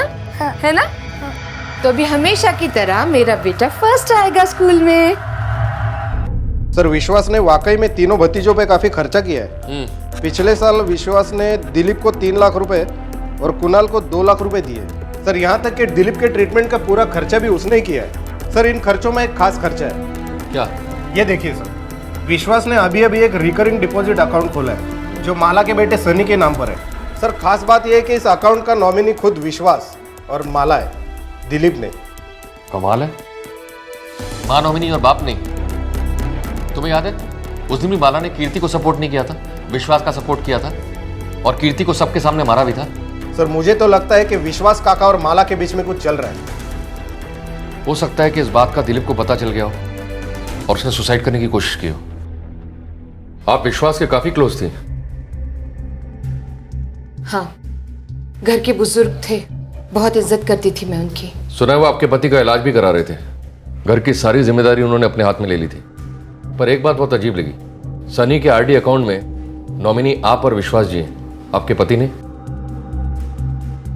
ये आरडी है सनी के भविष्य के लिए। काका ये मतलब दिलीप को अच्छा नहीं लगेगा। अरे देखिए, दिलीप ने पहले से ही आपसे इतना सब कर्जा लेके रखा है और उसी को चुकाने की बात करता रहता है। अभी ये एक और उसे सच में अच्छा नहीं लगेगा। ये बात हम दोनों के बीच है ना, तो उसे पता कैसे चलेगी? और अगर उसे पता चल भी गई तो मैं उसे समझा दूंगा। आप कहना क्या चाहते हैं, साफ साफ कहिए। साफ ही तो कहा मैंने, आपके बेटे के नॉमिनी बन गए हो। आखिर क्या रिश्ता है आप दोनों का? बहुत खास रिश्ता है, बाप और बेटी का। और कुछ पूछना चाहेंगे आप? सर, कुणाल के कॉल रिकॉर्ड से ये पता चला है कि 10:30 बजे मोहित ने उसे कॉल किया था। दो संभावनाएं, या तो कुणाल हमसे झूठ बोल रहा है कि विश्वास को मिलने के बाद मोहित का फोन आया और वो वहां से चला गया, या फिर दूसरा कि मर्डरर पहले से ही वहां मौजूद था और कुणाल के जाते ही उसने विश्वास का मर्डर कर दिया। लेकिन सर, कुणाल ने कहा था कि वो गंगापुर में विश्वास से मिलने वाला है। ये बात किसी को पता नहीं थी। ऐसा भी तो हो सकता है कि कीर्ति ने इस बात का पता कर लिया हो। आखिर उसके पास रीजन भी था विश्वास को मारने का, क्योंकि वो उसकी पत्नी है। एक काम करो, कीर्ति के फोन रिकॉर्ड निकलवा और पता करो किसी हिस्ट्री शीटर या फिर किसी क्रिमिनल से उसका कांटेक्ट है क्या। मुझे लगता है उनकी सुपारी दी गई है। हो सर। वही नहीं, दुकानाची चावी द्या। दुकानाची चावी कशाला? कशाला म्हणजे? कब तक दुकान बंद रखने वाले हो? आज से दुकान मैं संभालूंगा। संभाल पाओगे? संभाल पाओगे का क्या मतलब है? हा? अब तक दिलीप दादा ने संभाला ही है ना। और वैसे भी मैं पढ़ा लिखा हूँ। तो तब क्यों नहीं संभाला जब तुम्हारे दादा चाहते थे कि तुम संभालो? तब तो तुम्हें पढ़ाई करनी थी और इस वजह से बेचारी चित्रा को भी दिन रात मेहनत करनी पड़ी। अगर अब संभालोगे तो पढ़ाई का नुकसान नहीं हो जाएगा? काय साला वहिनी, क्या बात चल रही है? सर, हाँ, कीर्ति से कॉल रिकॉर्ड। सर, इसके हिसाब से कीर्ति का किसी क्रिमिनल या हिस्ट्री शीटर से कोई कांटेक्ट नहीं था। सर, मामला कुछ और ही है। मतलब? कीर्ति और उसका चचेरा देवर प्रसून, दोनों के बीच में फोन पे काफी सारी गुटरगू हुई है, वो भी प्रसून के ऑफिस टाइम में। कहीं प्रसून और कीर्ति का कुछ लफड़ा तो नहीं चल रहा है और उसके बाप को पता चल गया? प्रसून और कीर्ति दोनों को ढका लेकर आओ। सर, टाइम नहीं है मेरे पास। तुम दोनों की कॉल डिटेल्स और फोन की लोकेशन दोनों मेरे पास है। बहुत बातचीत होती रही है तुम दोनों में, कई बार तो फोन की लोकेशन भी एक है। ऑफिस आवर्स में भी तुम एक दूसरे से मिलते हो।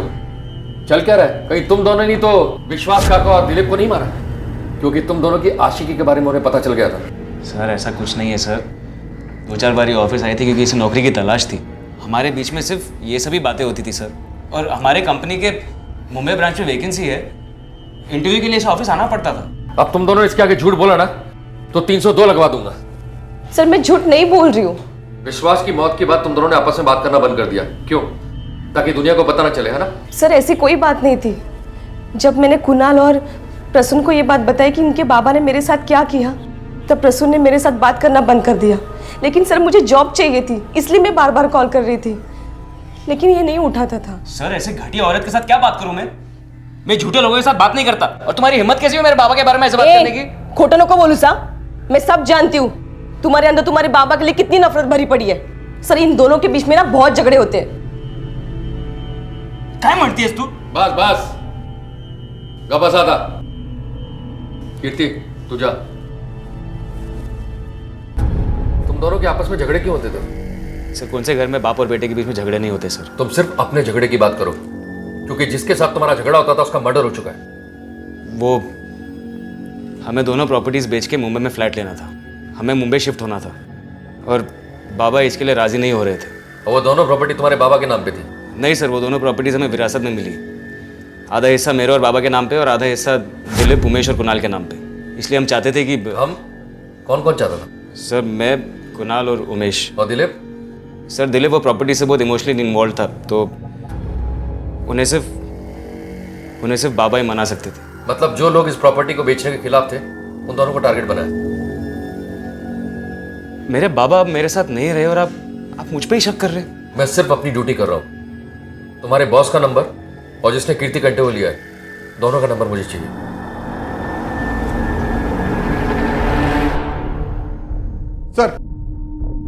सर मैंने प्रसून के ऑफिस से पता किया। प्रसून और कीर्ति सच बोल रहे हैं। कीर्ति वाकई में जॉब के लिए कोशिश कर रही थी। मतलब प्रसून और कीर्ति के बीच में कोई लफड़ा नहीं था, और प्रसून को अपने बाप को मार के कोई फायदा नहीं होने वाला था। अब हमारे पास बच्चे सिर्फ 2 ही सस्पेक्ट, जिन्हें विश्वास की मौत से और दिलीप के सुसाइड से फायदा हो सकता था। चलो। सिर्फ पैसे के लिए मैं अपने काका को क्यों मारूंगा सर? और मान लीजिए अगर मैंने मार भी दिया तो सारा पैसा तो उनके बेटे को मिलने वाला है, और मैं अपने बड़े भाई का एक्सीडेंट भी करवाऊंगा। ऐसा कौन सा खजाना है सर उनके पास? वैसे भी तो अपनी पत्नी की कमाई पे जी रहा है, घर का खर्चा मुश्किल से चलता होगा ना। और तेरी पत्नी की कमाई कोई खास नहीं है, पैसों की जरूरत तो पड़ती होगी तुझे। चित्रा काफी कमा लेती है, जिससे मेरी ट्यूशन फीस वगैरह सारे खर्चे अच्छे से मैनेज कर लेती है। अब तो उसका प्रमोशन हो गया है, एक कंपनी में असिस्टेंट अकाउंटेंट हो गई है। ये तुझा बैंक स्टेटमेंट, और जिस ऑफिस में तुम काम करती हो वहां सिर्फ तुम रिसेप्शनिस्ट हो, और तुम्हारी कुल पगार 5,000 रुपए है। और ये विश्वास का बैंक स्टेटमेंट, जिस दिन भी उन्होंने अपने अकाउंट से पैसे निकाले उतना ही अमाउंट तुम्हारे अकाउंट में जमा हुआ है उस दिन। पुलिस जब पीछे लगती है ना तो मुर्दों से भी बयान निकलवा लेती है। अब बताओगी तुम्हारे और विश्वास के बीच क्या चल रहा था? सर प्लीज माझ्यावर विश्वास ठेवा, मेरा कोई अफेयर नहीं चालू है। और जो काका ने पैसे दिए थे वो उमेश की पढ़ाई के लिए पैसे दिए थे। तो इतने चोरी छुपे पैसे जमा करने की क्या जरूरत थी? उमेश को डायरेक्ट भी तो दे सकता था। सर उमेश खूब आलसी है, अगर उसको पता चलता कि काका ने पैसे दिए हैं तो फिर ना वो उसे लौटाने की कोशिश करता और ना ही ठीक से पढ़ाई करता। मेरे पैसे देने से उसका ईगो हर्ट होता है, जिससे कम से कम वो पढ़ाई तो करता है। और क्या पता शायद मेरी इंपॉर्टेंस बढ़ जाती, या फिर मुझे मारना बंद कर देता। इसलिए मैंने झूठ बोला घर वालों से कि मेरी प्रमोशन हो गई है, जिससे मेरी सैलरी पर सवाल ना उठे। क्या लगता है ये चित्रा सच बोल रही है? मुझे नहीं लगता है, क्योंकि विश्वास चित्रा और माला दोनों को पैसे देता था, वो भी उनसे पति से छुपाकर। हो सकता है कि कीर्ति सच बोल रही हो कि विश्वास ने उसके साथ मॉलेस्टेशन किया है, और ये दोनों भी ये सच जानती हो लेकिन जानबूझकर बता नहीं रही हो, क्योंकि विश्वास से उन्हें पैसे मिलते हैं। और हो सकता है कि विश्वास कीर्ति का मुंह नहीं बनकर पाया हो। लेकिन ये समझ में नहीं आ रहा है कि विश्वास को मारा किसने था। माला और चित्रा तो हो नहीं सकते, क्योंकि पैसे के अंडे देने वाले मुर्गी को कौन काटेगा? सर, विश्वास का पोस्टमार्टम रिपोर्ट आला है। इसके हिसाब से विश्वास की मौत 10 से 11 के बीच में हुई। 10:30 बजे कुणाल उसी एरिया में था, लेकिन सर उसके पास विश्वास को मारने का कोई मोटिव नहीं है। मैंने उसकी कंप्यूटर रिपेयर करने की बात भी वेरीफाई की। He is clean there. विश्वास के सर के पीछे किसी भारी चीज से वार किया गया, और सर सीने पर मल्टीपल स्टैबिंग के निशान भी है। बार बार चाकू घोंपा गया। बार बार? इसका मतलब है कोई इमोशनल रीजन है। भला कोई इतनी बेदर्दी से कैसे किसी को मार सकता है? वो ना हो मारने वाला भी इस दर्द से गुजरा हो। कोई तो है जो विश्वास से बहुत नफरत करता था। सर ये भी पता चला है कि मारने वाले ने बाएं हाथ से वार किया, मतलब वो लेफ्टी है।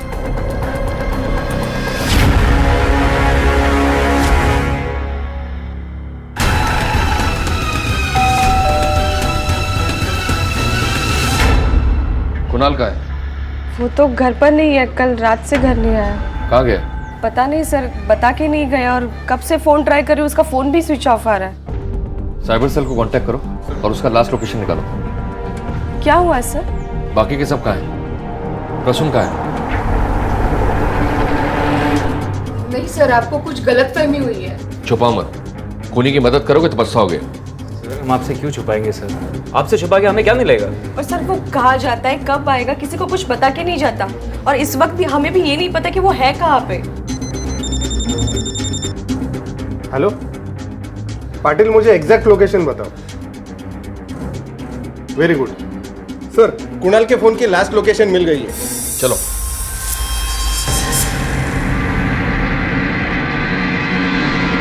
पुलिस को कुणाल के फोन की आखिरी लोकेशन पता चली, जो कि इगतपुरी के जंगलों के बीच थी।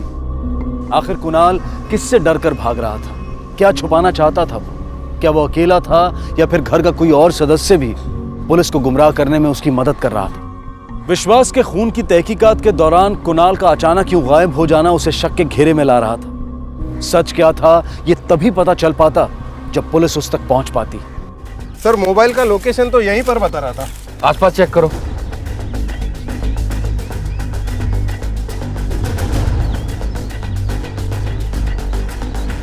सर इकडे या लवकर बघा।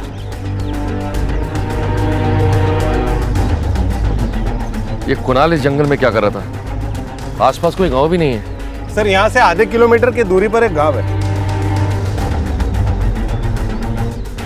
सर ये मोबाइल फोन। आसपास जितने भी फोन एक्टिव थे उनकी डिटेल्स निकालो जब इसका फोन बंद बता रहा था। सर एक कीर्ति है जिसको कुणाल और विश्वास के मौत से फायदा हो सकता है। क्यों? उमेश भी तो है। जितने कम लोग उतना बड़ा शेयर प्रॉपर्टी में। एक काम करो, उमेश और कीर्ति को थाने बुलवा लो और कुणाल की फोन डिटेल्स निकलवाओ।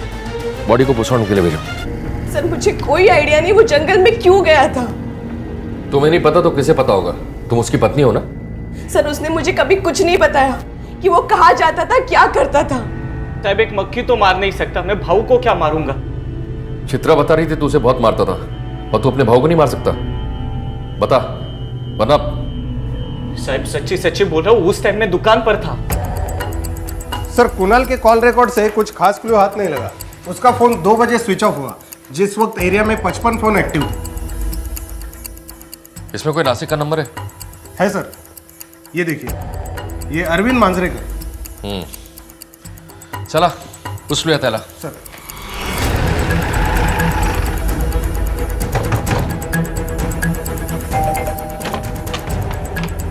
अरविंद।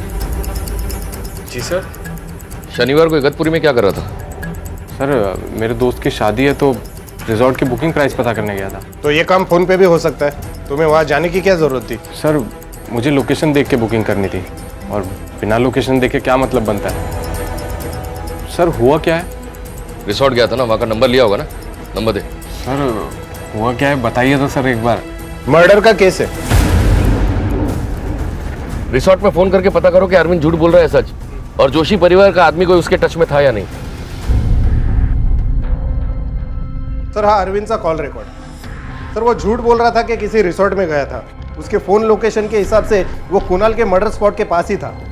सर एक अजीब बात है अरविंद के कॉल रिकॉर्ड में, अरविंद को इस नंबर से लगातार फोन आता था। ये नंबर भी सर अरविंद के नाम पे ही रजिस्टर है, जिसकी लोकेशन दिलीप और विश्वास के घर के पास की बता रही है। सर और एक अजीब बात है कि सिर्फ और सिर्फ अरविंद से बात करने के लिए ये नंबर एक्टिव होता था, उसके बाद स्विच ऑफ। कितने बजे फोन आते थे? सर तकरीबन आधी रात को। अरविंद को उठाकर लेकर आओ। सर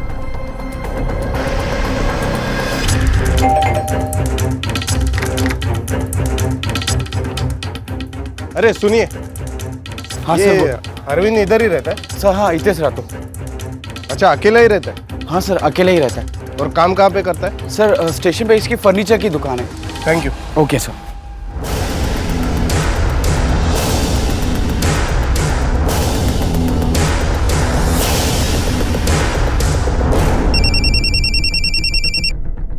हाँ बोला। सर अरविंद ने दुकान नहीं खोली, मुझे लगता है हमारे पूछताछ करने के बाद वो डर से भाग गया। शहर की सारी चौकियों को अलर्ट कर दो और हाँ, उसका स्केच सारी चौकियों में सर्कुलेट कर दो। जी सर।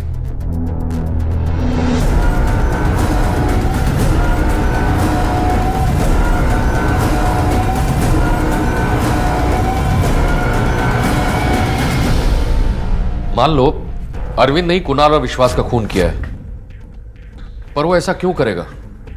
उसका कोई क्रिमिनल रिकॉर्ड भी नहीं है। आखिर क्या वजह हो सकती है? और हाँ, ये अरविंद आधी रात को किससे बात करता है? कोई किराए के गुंडों से तो बात करेगा नहीं। हो ना हो अरविंद का कोई इस कॉलर से पर्सनल कनेक्शन है, कोई रिश्तेदार, दोस्त या फिर कोई प्रेमी। हो सकता है सर। जिस तरीके से रात को चुपके से ये सब फोन कॉल चल रहे हैं, किसी अफेयर की तरफ ही इशारा करते। दिलीप के घर में 3 औरतें हैं। पहली माला, जिसका पति बेड रिडन है, और दूसरी कीर्ति, जिसका पति कुछ करता नहीं और उसे पीछा छुड़ाना चाहती है, और तीसरी चित्रा, जिसका पति उसे बहुत मारता है और उसकी कमाई पर हक जमाता है। कहीं ऐसा तो नहीं इन तीनों में से किसी का अफेयर चल रहा हो, और शादीशुदा होने की वजह से वो ये चाहती हो कि ये बात किसी को पता ना लगे। एक काम करो आपने, जिस नंबर से उसे लगातार फोन आते हैं उसे ट्रैक करो, कभी तो चालू होगा। सर काफी कोशिशों के बावजूद भी पुलिस को अरविंद की कोई खबर नहीं मिल रही थी। अरविंद तक पहुंचने की एकमात्र उम्मीद थी वो फोन नंबर जो जोशी परिवार में से किसी का भी हो सकता था और जिस पर अरविंद की अक्सर बातचीत होती रहती थी। आखिर किसका था वो नंबर और उसका अरविंद के साथ और जोशी परिवार में हुई उन 2 हत्याओं के साथ क्या संबंध था?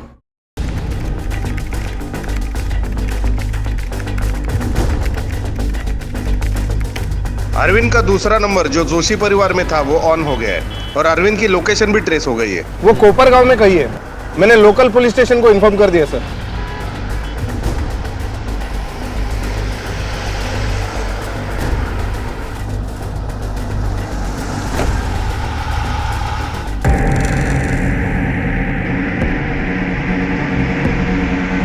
मैंने अपना पुराने वाला सिम ऑफ कर दिया। अब कोई भी मुझ तक नहीं पहुंच सकता।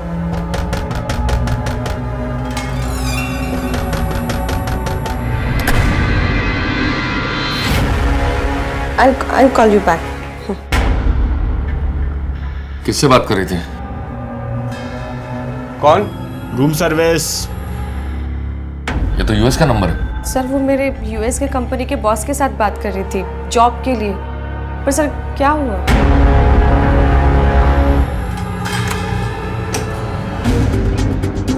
चल हो गया तेरा खेल, बहुत खेल लिया तूने।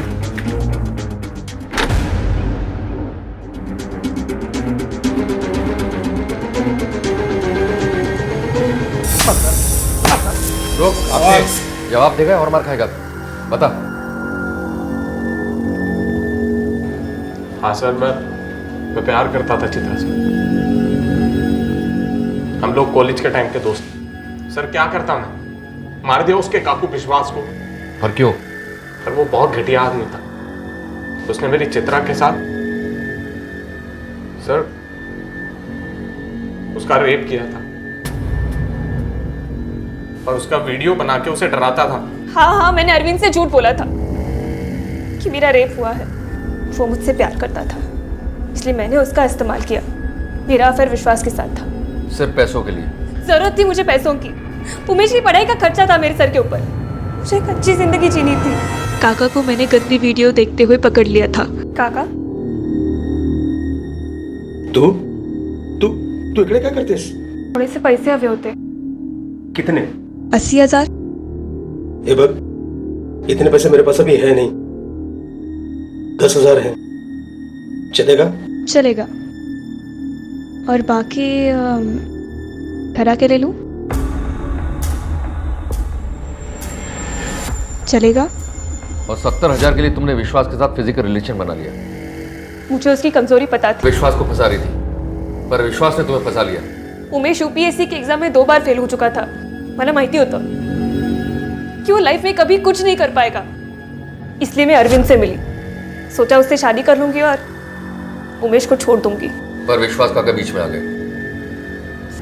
और उसके बदले में मैं उसे पैसे दूंगी। कुणाल ने डबल गेम खेलने की कोशिश की और काका से भी पैसे डिमांड किए। काका वो क्या है ना, आपके कंप्यूटर में मैंने आपकी और चित्रा की रासलीला का वीडियो देख लिया है।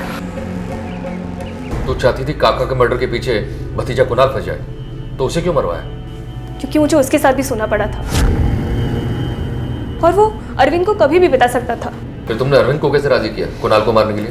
मैंने कहा कि कुणाल पुलिस से बहुत डर गया है, कभी भी सच बोल देगा और हम फंस जाएंगे। मैं रोई गिड़गिड़ाई, बोला कि कुणाल को मार देते हैं और वो मान गया। और फिर मैंने कुणाल को कहा कि तुम इगतपुरी चले जाओ, वहां तुम्हें पैसे मिल जाएंगे जो मैंने तुम्हें देने का प्रॉमिस किया था।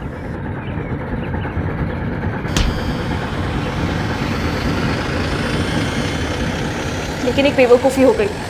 अरविंद कुणाल को मारने के लिए अपना मोबाइल साथ ले गया और आपने उसे ट्रैक कर लिया। और दिलीप, उसके एक्सीडेंट का क्या राज है?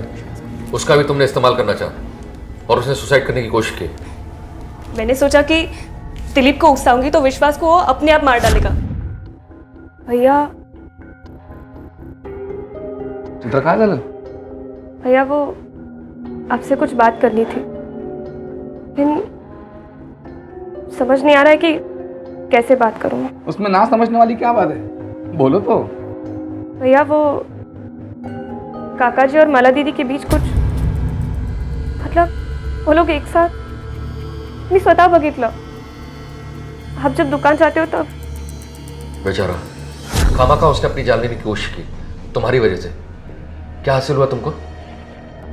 प्यार पाने का रास्ता जुर्म नहीं होता।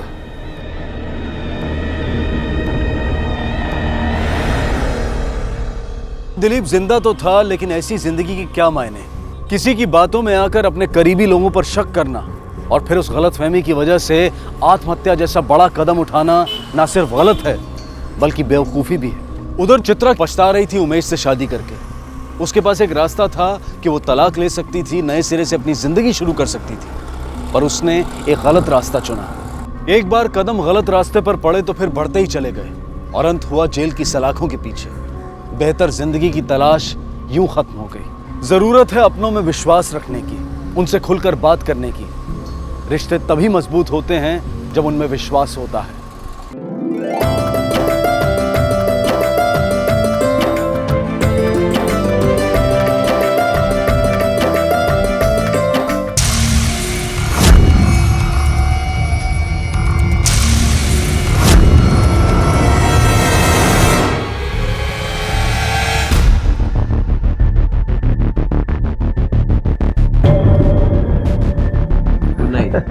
अरे सुन ना यार। अरे सुन, अगर पहली रात ही दम नहीं दिखाया ना तो तेरी बीवी तुझे पूरी जिंदगी दबा के रखेगी। समझ ले, टेस्ट मैच है, उसके बाद तो पूरी जिंदगी 2020 ही खेलना है मेरे भाई। और एक बात, अगर जरूरत पड़े ना तो हमें भी बुला लेना। चलो यार, सारी बातें आज ही कर लोगे? जा मेरे शेर, मार ले मजा। चल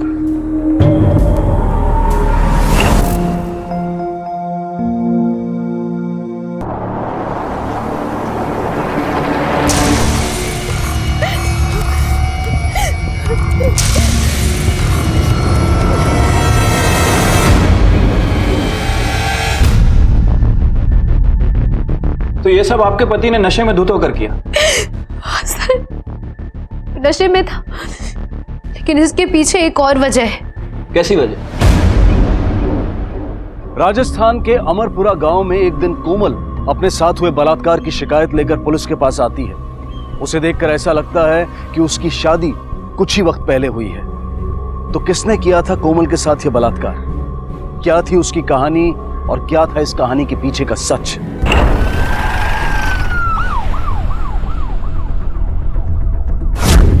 ये आप कैसी बातें कर रहे हैं साहब? भला एक पति अपने पत्नी का बलात्कार कर सकता है क्या?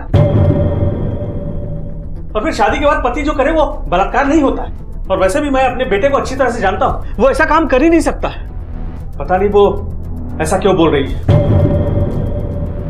लेकिन पक्का झूठ बोल रही है वो। क्या सच है और क्या झूठ, ये तो मेडिकल रिपोर्ट से पता चल ही जाएगा। फिलहाल आप सबको हमारे साथ पुलिस स्टेशन चलना होगा, लेकिन क्योंकि दहेज लेना और दहेज मांगना दोनों ही कानूनन अपराध है। दहेज? आपकी बहू ने हमें बताया कि आपके परिवार ने उसके परिवार से दहेज मांगा था। सर, मेरे ससुराल वालों ने दहेज के नाम पर मेरे भाई से एक बहुत बड़ी रकम मांगी थी, जिसे देने के लिए मेरे भाई ने वादा किया था, पर ऐन मौके पर पैसों का इंतजाम नहीं कर पाया, जिसकी वजह से मेरे ससुराल वालों को बहुत गुस्सा आया और उन्होंने मेरे भाई को बहुत ताने सुनाए, बहुत बेइज्जत किया। और उसी बात की भड़ास दिखाने के लिए मेरे पति ने मेरा रेप किया। देखा ये क्या किया तेरी छोटी बहन ने? कहाँ है आपका बेटा? कहाँ है विशाल? अपने कमरे में है ऊपर। पकड़ो। साहब हमने क्या कहना है, थाने में चल के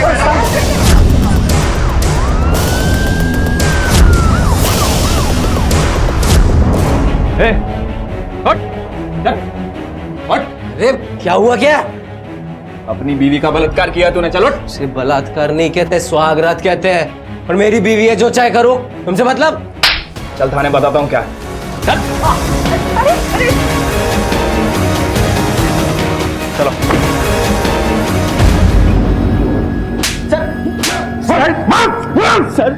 सर वो झूठ बोल रही है, आप मेरा विश्वास कीजिए। सर मुझे तो जब पता चला कि उसका महीना चल रहा है तो मैंने खुद उससे कहा कि आज रहने देते हैं। सर कहानियां अच्छी बना लेता है तू, लेकिन इतनी भी अच्छी नहीं कि हम विश्वास कर लें। मेडिकल रिपोर्ट के आने तक अपनी खैर मना ले तू।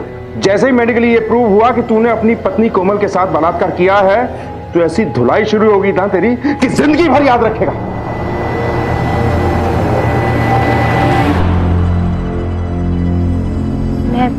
अभी आती हूँ।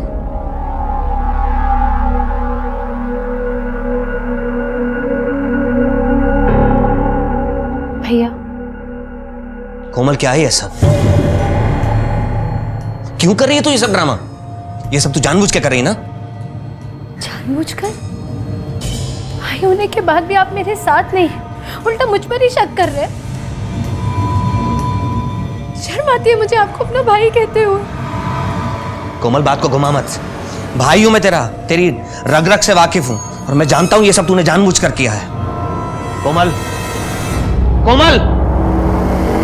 सुन बेटा, अगर विशाल से कोई गलती हुई है ना तो मैं माफी मांग रही हूँ। बंद कर दे ये सब, बहुत बदनामी हो रही है। और देखना, इन सब में तकलीफ किसी और की नहीं, तेरे पति को ही हो रही है। और एक पत्नी होने के नाते तू अपने पति को ऐसे हाल में देख सकती है क्या? गलत तो मेरे साथ भी हुआ है ना। एक नंबर की झूठी है तू। मेरा बेटा निर्दोष है। क्या मिलेगा तुझे ये सब करके? तुझे क्या लग रहा ये सब करके तू चैन से रह पाएगी? एक मिनट माँ, मैं समझाती हूँ। कोमल मेरी बात सुनो, तुम अपनी कंप्लेंट वापस ले लो। क्यों अपनी शादीशुदा जिंदगी खराब करने पर तुली हो? मैं तुम्हारी बहन हूँ, तुम्हारे बारे में गलत नहीं सोचूंगी। क्या ये दिन देखने के लिए मैंने तुम्हारी शादी कराई थी इस घर में? कोमल, सब तेरी वजह से हुआ है। तूने ही शादी करवाई थी ना इस घर में। तुम्हें पता है कि दहेज लेने के साथ साथ दहेज देना भी कानूनन जुर्म है? आई नो सर, मैं अच्छी तरह जानता हूँ। लेकिन सर, हम लोगों ने उनको ना तो कोई दहेज दिया और उन लोगों ने भी हमसे कभी कोई दहेज नहीं मांगा। बकवास मत करो। सर, मेरी एक बहन और है, उसकी पहले से ही उस घर में शादी हो चुकी है। सर, हम दोनों परिवारों में बहुत अच्छा प्यार का रिश्ता है। उन्हें कोमल पसंद थी। सर, मैंने सोचा दोनों बहनें अगर एक घर में एक साथ रहेंगी तो ज्यादा अच्छा रहेगा। तुम्हारी बहन कोमल का कहना है कि इसकी शादी में इसके ससुराल वालों ने तुमसे एक मोटी रकम की डिमांड की थी। आखिर क्यों झूठ बोल रहे हैं कि उन्होंने कोई डिमांड नहीं की? सर, झूठ मैं नहीं, ये बोल रही है। और ये सर इसका आज का ड्रामा नहीं है, बचपन से ये नाटक करती आ रही। नहीं सर। चुप रहो तुम। सर, ये रेप वगैरह का सारा मामला पूरी तरह से बकवास है। आप इसकी किसी बात का विश्वास मत कीजिए। ये बचपन से ड्रामेबाज है, एक नंबर की झूठी है सर ये। भैया, ठीक है, आप लोग जा सकते। Thank you sir.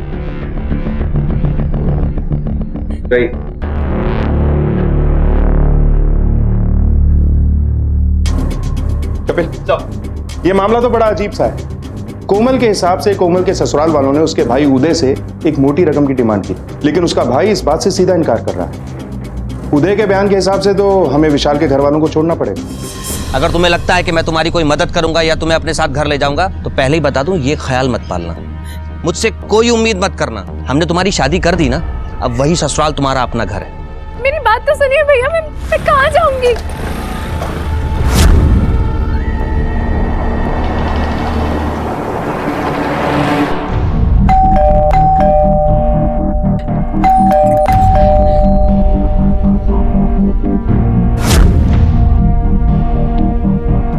ये रही कोमल की मेडिकल रिपोर्ट। रिपोर्ट के हिसाब से उसके साथ बलात्कार हुआ है। साहब, ये कैसी बातें कर रहे हैं आप? ये पति पत्नी के बीच में शारीरिक संबंध तो होता ही है, उसे बलात्कार कैसे कह सकते हैं आप? तो अपनी पत्नी के साथ नहीं करेगा तो किसके साथ करेगा वो? चाहे वो शादी से पहले हो या शादी के बाद, अपनी बीवी के साथ हो, किसी धंधे वाली के साथ हो या फिर किसी भी लड़की के साथ, जब कोई लड़का किसी लड़की की मर्जी के खिलाफ उसके साथ शारीरिक संबंध बनाता है, उसे बलात्कार ही कहते हैं। आई बात समझ में? चलो जाओ। विशाल कहाँ है? विशाल हमारा मेहमान बनकर रहने वाला है, क्योंकि कोमल की मेडिकल रिपोर्ट में प्रूव हो गया कि उसके साथ रेप हुआ है। चले जाइए।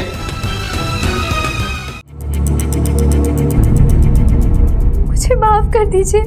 सब रिश्तेदार और पूरे मोहल्ले के सामने हम सब की नाक कटा दी, तब अकल आई तुझे? आज तेरी वजह से हम लोगों की इज्जत मिट्टी में मिल गई। सच में कोमल, मैंने सोचा भी नहीं था कि मेरी बहन होकर तुम ऐसा करोगी। नहीं दीदी, मैं आपसे भी माफी मांगती हूँ। मैं अपने किए पर बहुत शर्मिंदा हूँ और अपनी गलती सुधारना चाहती हूँ। अगर तुम सच में अपनी गलती सुधारना चाहती हो और अपने किए पे शर्मिंदा हो तो विशाल के खिलाफ जो तुमने कंप्लेंट की है उसे वापस ले लो। हाँ दीदी, ठीक है, मैं अभी पुलिस स्टेशन जाके कंप्लेंट वापस ले लेती हूँ। तो आप सब लोग मुझे अपना लेंगे ना? मैं भी जाती हूँ। कोमल जी, आपको अंदाजा भी है कि आप क्या करेंगे? आखिर ऐसा क्या हो गया है कि आप कंप्लेंट वापस लेना चाहती? कहीं ऐसा तो नहीं कि विशाल के या आपके परिवार वाले आप पे दबाव बना रहे हैं? अगर ऐसा है तो किसी से डरने की जरूरत नहीं। हम आपके साथ हैं। नहीं सर, मुझ पर किसी भी तरह का कोई दबाव नहीं। मुझे अपनी कंप्लेंट वापस लेनी है। आप प्लीज उन्हें छोड़ दीजिए। कोमल जी, अक्सर डोमेस्टिक वायलेंस और मैरिटल रेप के केसेस में औरतें कंप्लेंट लिखाने से डरती हैं। इसी वजह से ऐसे लोगों के हौसले और बढ़ जाते हैं। मुझसे बहुत बड़ी गलती हुई है और मैं उस गलती को सुधारना चाहती हूँ। आप प्लीज उन्हें छोड़ दीजिए। एक बार फिर सोच लीजिए कोमल जी। कपिल, इनसे रिटर्न में लो और विशाल को छोड़ दो। आइए लेके आने।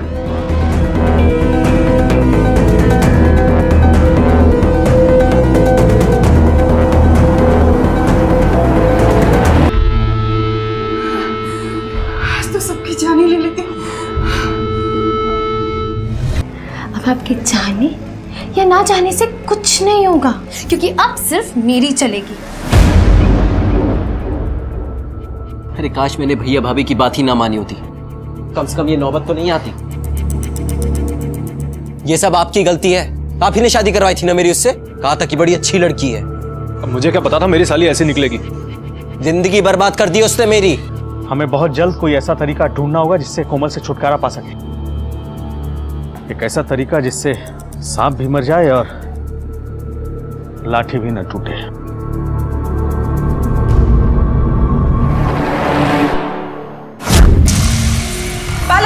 पलक ऊपर भी नहीं है। पलक गाड़ी में भी नहीं है। उसने दी क्या भी नहीं है। छत पे भी नहीं है। मैंने भी पूरा मोहल्ला देख दिया, कहीं नहीं है। मेरे बच्चे को ढूंढ के लेके आओ ना। तुम घबराओ मत, वो मिल जाएगी। सब ढूंढ रहे हैं उसे। मेरे ख्याल से अब हमें देर नहीं करनी चाहिए, फौरन पुलिस में कंप्लेंट करनी चाहिए। हाँ मैं जाता हूँ। जा। मैं भी आपके साथ चलूंगी। चलो चलो चलो।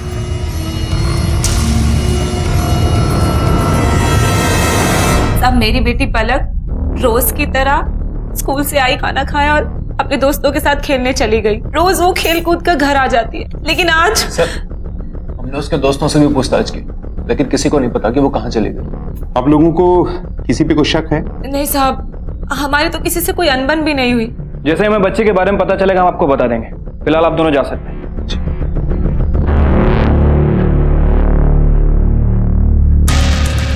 कपिल, कोमल और पूजा दोनों बहनें हैं। कोमल का अपने ससुराल वालों से पहले ही रिश्ता ठीक नहीं था।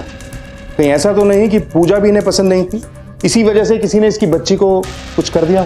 लेकिन सर, पूजा के मुताबिक पलक को सभी प्यार करते हैं और परिवार में भी उसके सबके साथ अच्छे रिलेशन है। कपिल, ये 5 साल की बच्ची के गायब होने का मामला है। हम कहीं सुनी बातों पर यकीन नहीं कर सकते। ऐसा करते हैं कि इनके एरिया में चलकर उन बच्चों से पूछताछ करते हैं जिनके साथ पलक खेलती थी। तब तक इस पूरी फैमिली की लोकेशन डिटेल निकलवाओ। पता करो कि जब बच्ची किडनैप हुई कौन कहां था। Right sir.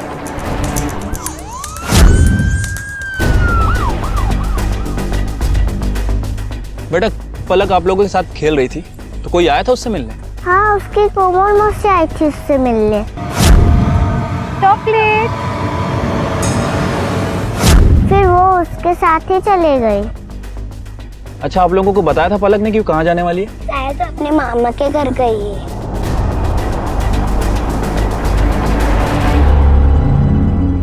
ये सब तेरा ही किया धरा है ना? अरे तो हमारी दुश्मनी उस मासूम बच्चे से क्यों निकाल रही है? कहाँ छुपा के रखा है उसको? मुझे कोई चाल चलने की जरूरत नहीं है। कोमल के ससुराल वालों को शक था कि पूजा की बेटी पलक के लापता होने के पीछे कोमल का हाथ था। क्या वाकई कोमल ने पलक के साथ कुछ किया था? इसी बीच कोमल के ससुराल वाले कोमल से छुटकारा पाने की बातें कर रहे थे।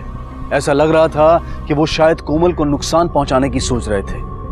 आखिर क्या होने वाला था? कहां थी पलक? आपने आखिरी बार पलक को कब देखा था?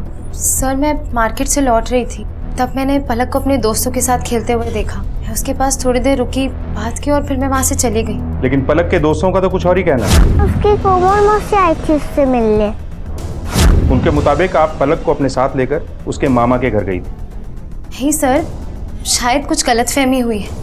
आपको शायद पता नहीं है, मैंने जब से विशाल के खिलाफ कंप्लेन की है, मेरा मेरे भाई के साथ में कोई रिश्ता नहीं है, तो भला मैं उसे वहाँ क्यों लेकर जाऊंगी? कहीं आप हमसे कुछ छुपा तो नहीं रही हैं? भला मैं आप लोगों से कुछ क्यों छुपाऊंगी? पलक मेरी बहन की बेटी है, मेरी भी बेटी जैसी है, और मैं उससे बहुत प्यार करती हूँ। Thank you.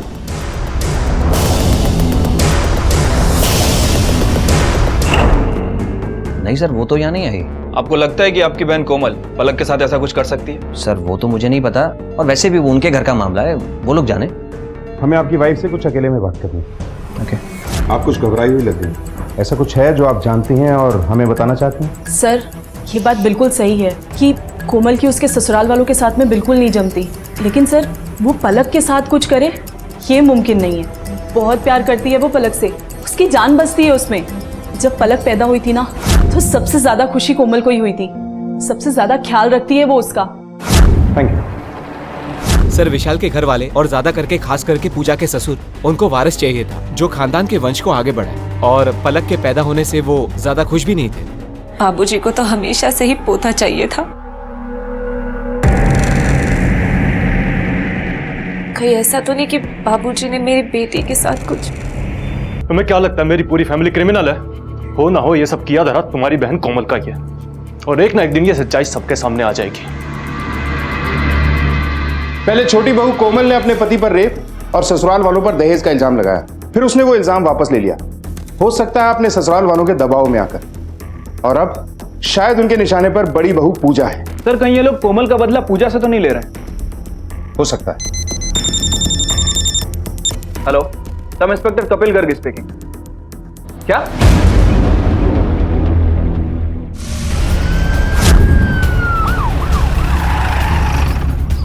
सर इधर है।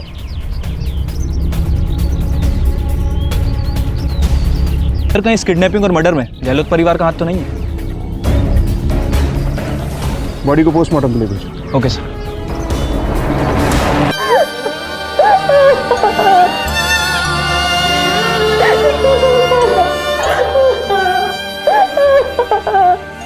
अब जरा हमारे साथ में।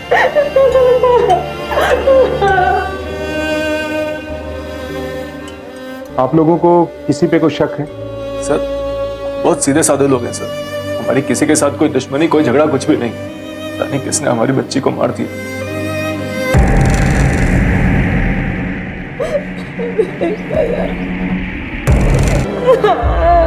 पूजा, पलक मेरी भी बेटी थी। पूजा शांत हो जाओ। सर बच्ची की पोस्टमार्टम रिपोर्ट आ गई है। सर रिपोर्ट के हिसाब से पलक के पेट में अनडाइजेस्टेड फूड मिला है, जिसे पलक ने मौत के 3-4 घंटे पहले खाया होगा। समझ में नहीं आता इतना बेरहम कौन होगा जो इतनी छोटी सी बच्ची की जान ले। सर बाहर कोमल आई हुई है, वो रिपोर्ट लिखवाना चाहती है। लेके आओ उसे।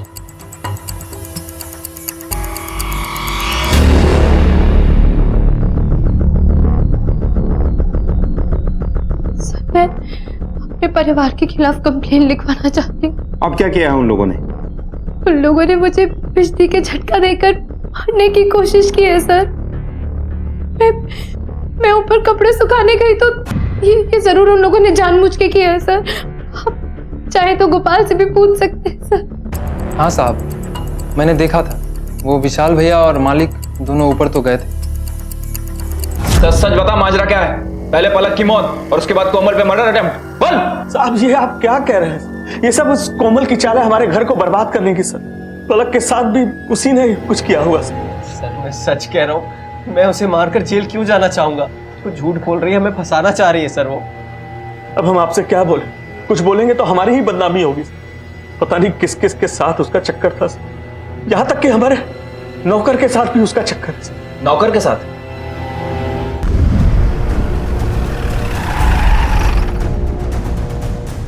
क्या चक्कर चल रहा है तेरा और कोमल का? नहीं साहब, नहीं साहब, मेरा कोई चक्कर वक्कर नहीं है कोमल भाभी के साथ। हमने कुछ नहीं किया साहब। मैं बताता हूँ कि क्या हुआ था। मुझे माफ कर दो भाभी जी, बहुत बड़ी गलती हो गई मुझसे। हाँ ठीक है, कर दूंगी माफ तुझे, पर बदले में तुझे मेरी मदद करनी होगी। पुलिस में गवाही देगा, मेरी बात को सच बताना होगा। बोल, करेगा? और किसके खिलाफ गवाही देनी होगी? मेरे ससुराल वालों के खिलाफ। नहीं नहीं, मुझसे नहीं होगा ऐसा। अरे नमक खाया है उनका, और नमक हरामी उन्हीं से। नहीं होगा तुझसे? ठीक है, मैं भी पुलिस वालों को जाकर बता दूंगी कि तूने मेरे साथ क्या किया है। बहुत नमक खा लिया तूने, अब जेल की हवा खा। सर इसलिए मैंने गवाही दी थी। उस दिन मालिक विशाल भैया, उन दोनों को मैंने छत पे जाते हुए देखा था, लेकिन साहब उन दोनों ने वहाँ क्या किया ये मुझे नहीं पता। क्या गोपाल ने ऐसा कहा आप लोगों से? कोमल अब ज्यादा ड्रामा मत करो। नहीं सर, मैं कोई ड्रामा नहीं कर रही हूँ। मैं सच कह रही हूँ, मैंने गोपाल को कोई धमकी नहीं दी थी और उसने खुद देखा था कि वो दोनों ऊपर आए थे और कपड़े सुखाने की तार के साथ उन्होंने ही कुछ किया था जिसकी वजह से मुझे करंट लगा। इसका कोई सबूत है आपके पास? आप लोगों से बोल रही हूँ तो सबूत की क्या जरूरत? बिना सबूत के हम आपके ससुर और पति को लॉकअप में नहीं रख सकते, उन्हें छोड़ना ही होगा। लेकिन सर आप... गोपाल की गवाही भी कोई मायने नहीं रखती है, आप जा सकते हैं।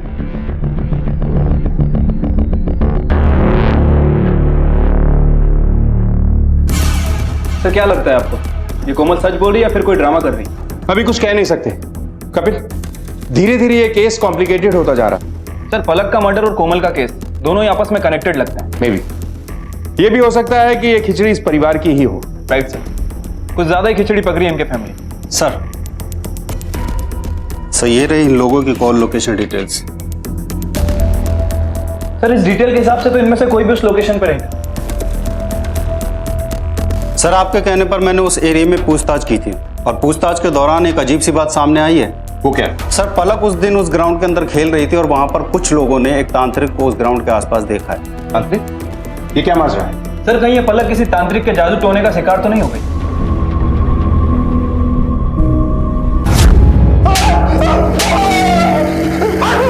सब बता दो साहब, वो पूजा मेरे पास आई थी। मैं घर वालों के ताने सुन सुनकर थक चुकी हूँ।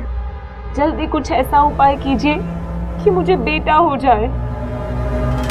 अवश्य तुम्हें पुत्र की प्राप्ति होगी। मैंने उसे दवाई भी दी थी साहब, लेकिन उसकी बच्ची से मेरा कोई लेना देना नहीं है साहब। फिर तू उस एरिया में क्या कर रहा था जहाँ पलक खेल रही थी?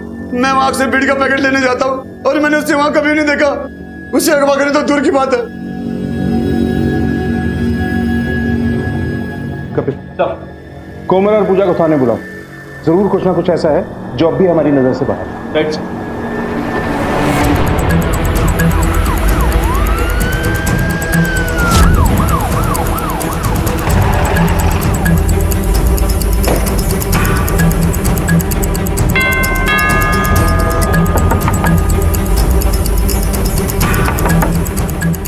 ठाकुर देखना विंडो पे। कोई दिख नहीं रहा सर अंदर। दरवाजा तोड़ू सर?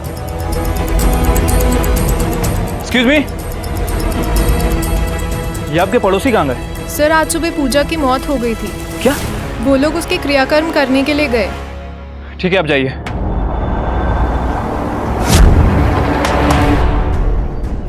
ठाकुर शायद अंदर कोई है। ठाकुर दरवाजा तोड़ो।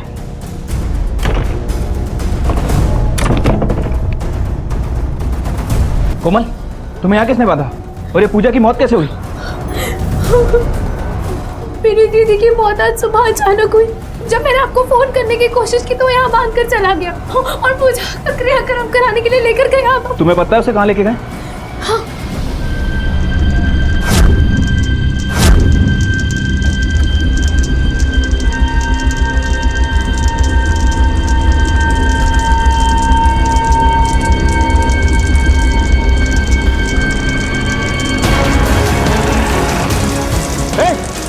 क्या रहा है ये सब? पानी लो, आग बुझाओ इसे। पानी लो, बुझाओ आग को जल्दी। क्या हुआ सर? बुझाओ सारा आग। सर हुआ क्या है? पूजा का डेथ सर्टिफिकेट कहाँ है? साहब पूजा को कौन सा किसी ने गोली मार दी थी जो हम उसका डेथ सर्टिफिकेट वगैरह बनवाते या पोस्टमार्टम करवाते? सुबह देखा तो बेसुध पड़ी थी अपने बिस्तर पे, सांसें भी नहीं चल रही थी उसकी। हमें लगा कि मर चुकी है वो, इसलिए डॉक्टर को बुलाने की जरूरत भी नहीं समझी हमने। और डॉक्टर को भी तभी बुलाते हैं ना सर जब किसी के बचने की उम्मीद हो। इतने भी अनपढ़ नहीं है आप लोग कि इतना भी नहीं समझते हैं कि किसी भी बॉडी को जलाने से पहले किसी एक्सपर्ट डॉक्टर से उसका डेथ सर्टिफिकेट लेना जरूरी होता है।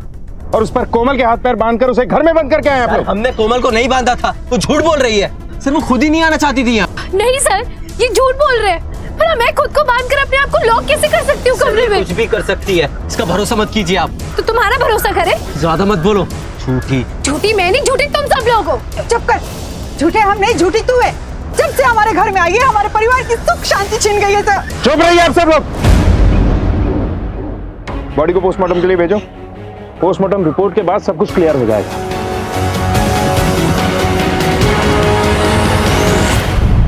सर पूजा की पोस्टमार्टम रिपोर्ट आ गई है। सर रिपोर्ट के हिसाब से पूजा की मौत उसके लंग्स में धुआं भरने की वजह से हुई। और ये धुआं 100% चिता का ही होगा। मतलब पूजा के ससुराल वाले उसे जिंदा जला रहे थे। सर मुझे लगता है कि ये फैमिली आपस में मिली हुई है। इन सब ने आपस में मिलकर पूजा को मारा है। उठा के लाओ सबको, एक एक से अपने स्टाइल में पूछताछ करते हैं। Right sir. पूजा जिंदा थी जब उसे जलाया जा रहा था। ये आप क्या कह रहे हैं साहब? हमें नहीं पता था कि पूजा जिंदा थी। झूठ! शुरुआत से तुम लोग झूठ बोल रहे हो और इल्जाम कोमल पे लगा रहे हो। होता चाहिए था ना तुम्हें, इसलिए तुमने पूजा और पलक दोनों को मार दिया। हाँ साहब, मैं मानता हूं कि मुझे पोते की चाहत थी, लेकिन मैंने अपनी पलक को नहीं मारा साहब, और पूजा का खून भी मैंने नहीं किया। सर और तुम?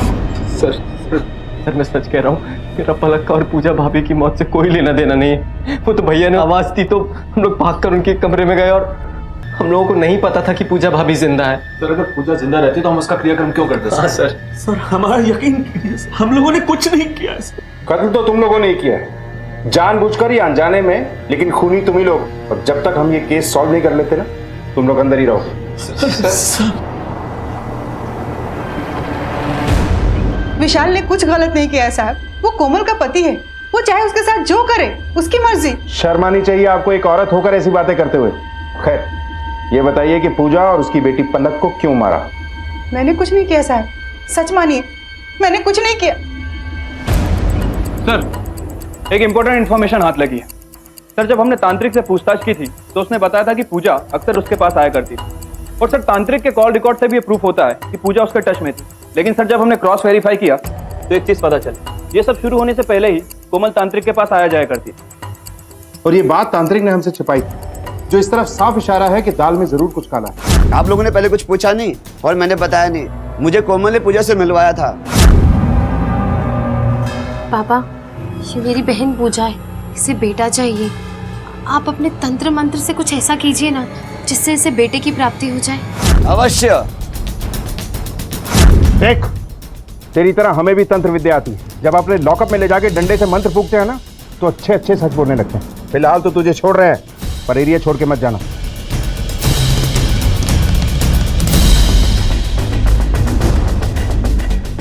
तुमने झूठ बोला था ना, पूजा को तांत्रिक के पास तुम ही लेके गई थी ना?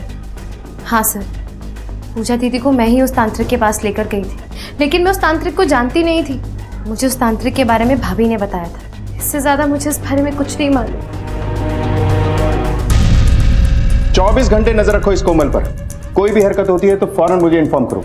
मुझे लगता है इसके खाने के दांत कुछ और हैं और दिखाने के कुछ और। एक बार इसके पति और ससुर ने इसके साथ गलत किया था।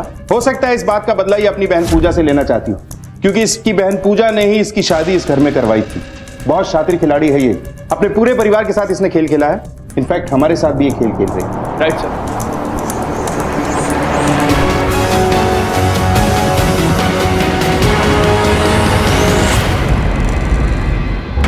सर एक शॉकिंग इंफॉर्मेशन हाथ लगी है। वो क्या? सर 2 महीने पहले कोमल ने अबॉर्शन करवाया था। ये देखिए। सर मेरा यकीन कीजिए, मैं इस अबॉर्शन के बारे में कुछ नहीं जानता। मैं तो खुद सुनकर हैरान हूँ, क्योंकि कॉलेज में खेलते वक्त एक बार मुझे चोट लग गई थी और इंटरनल इंजरी की वजह से मेरे लिए बच्चा पैदा करना नामुमकिन हो गया था। सर आप चाहें तो मेरी मेडिकल रिपोर्ट चेक कर सकते हैं। इसलिए कोमल तो प्रेग्नेंट हो ही नहीं सकती।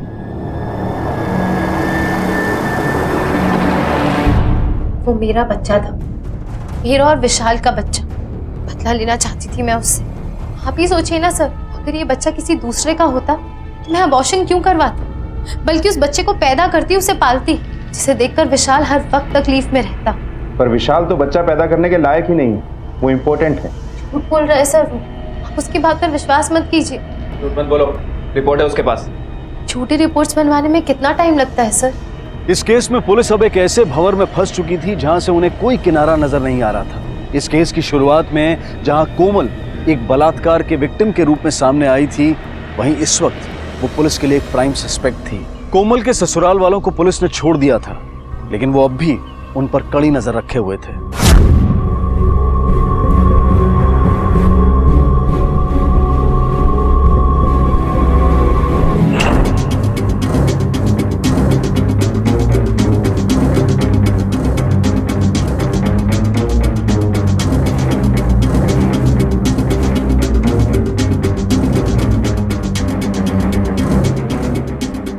सर अगर ये लोग सच बोल रहे हैं तो फिर पूजा को बेहोशी का इतना हैवी डोज किसने दिया?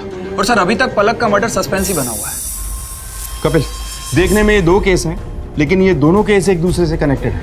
कहीं ना कहीं ये सारा मामला आपस में जुड़ा हुआ है, पर घर का कोई मुंह खोलने के लिए तैयार नहीं है। सर क्या पता कि घर के नौकर गोपाल को भी कुछ पता हो, लेकिन घर वालों की दबाव की वजह से उसने हमें कुछ नहीं बताया। कपिल, ले आओ उस गोपाल को। राइट साहब। साहब मुझे मारो मत बस साहब, मैं बताता हूँ सब। फटाफट बोलना चालू कर।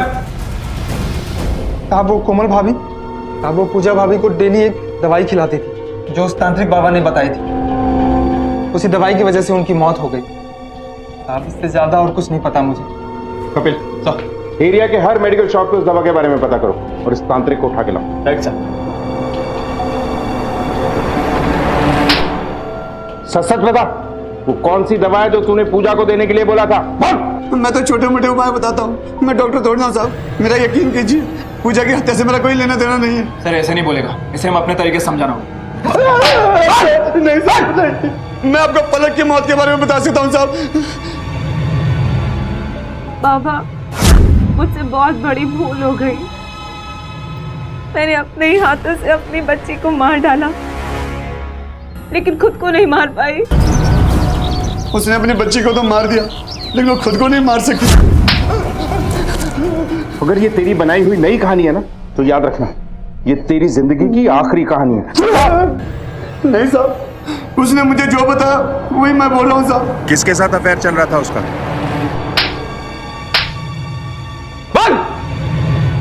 हाँ सर, मेरा अफेयर था कोमल के साथ। मैं अपनी बीवी से तंग आ चुका था, उसकी वजह से मुझे भी ताने सुनने को मिलते थे। वो मुझे बेटा नहीं दे पा रही थी। सर मेरे दिल में पूजा के लिए कोई जगह नहीं बची थी। इस बीच मैं और कोमल करीब आ गए। मैं जानता था वो ये सब अपनी बहन को तकलीफ देने के लिए कर रही थी, लेकिन मुझे उस सबसे कोई मतलब नहीं था। कोमल को घर से लेकर बाहर तक किसी का भी सपोर्ट नहीं था। फिर मैंने उसकी मदद की, इसी वजह से हम करीब आ गए। कोमल मैं जानता हूं तुम सही और मेरा भाई गलत है। सच कहूं तो मुझे बहुत बुरा लगता है कि कोई भी तुम्हारा साथ नहीं दे रहा है, तुम्हारी अपनी बहन भी नहीं। पर तुम चिंता मत करो, मैं तुम्हारा साथ दूंगा। क्या सच में मेरा साथ देंगे? हाँ कोमल।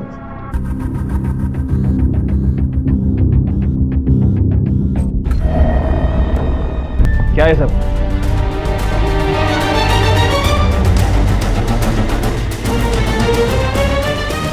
हाँ सर, हाँ मैंने ही पूजा दीदी को दवाई दी थी, और वो दवाई मुझे उस तांत्रिक ने नहीं दी थी, बल्कि मैं रोज झूठ बोलकर उसे वो दवाई देती थी ताकि वो एक ना एक दिन मर जाए।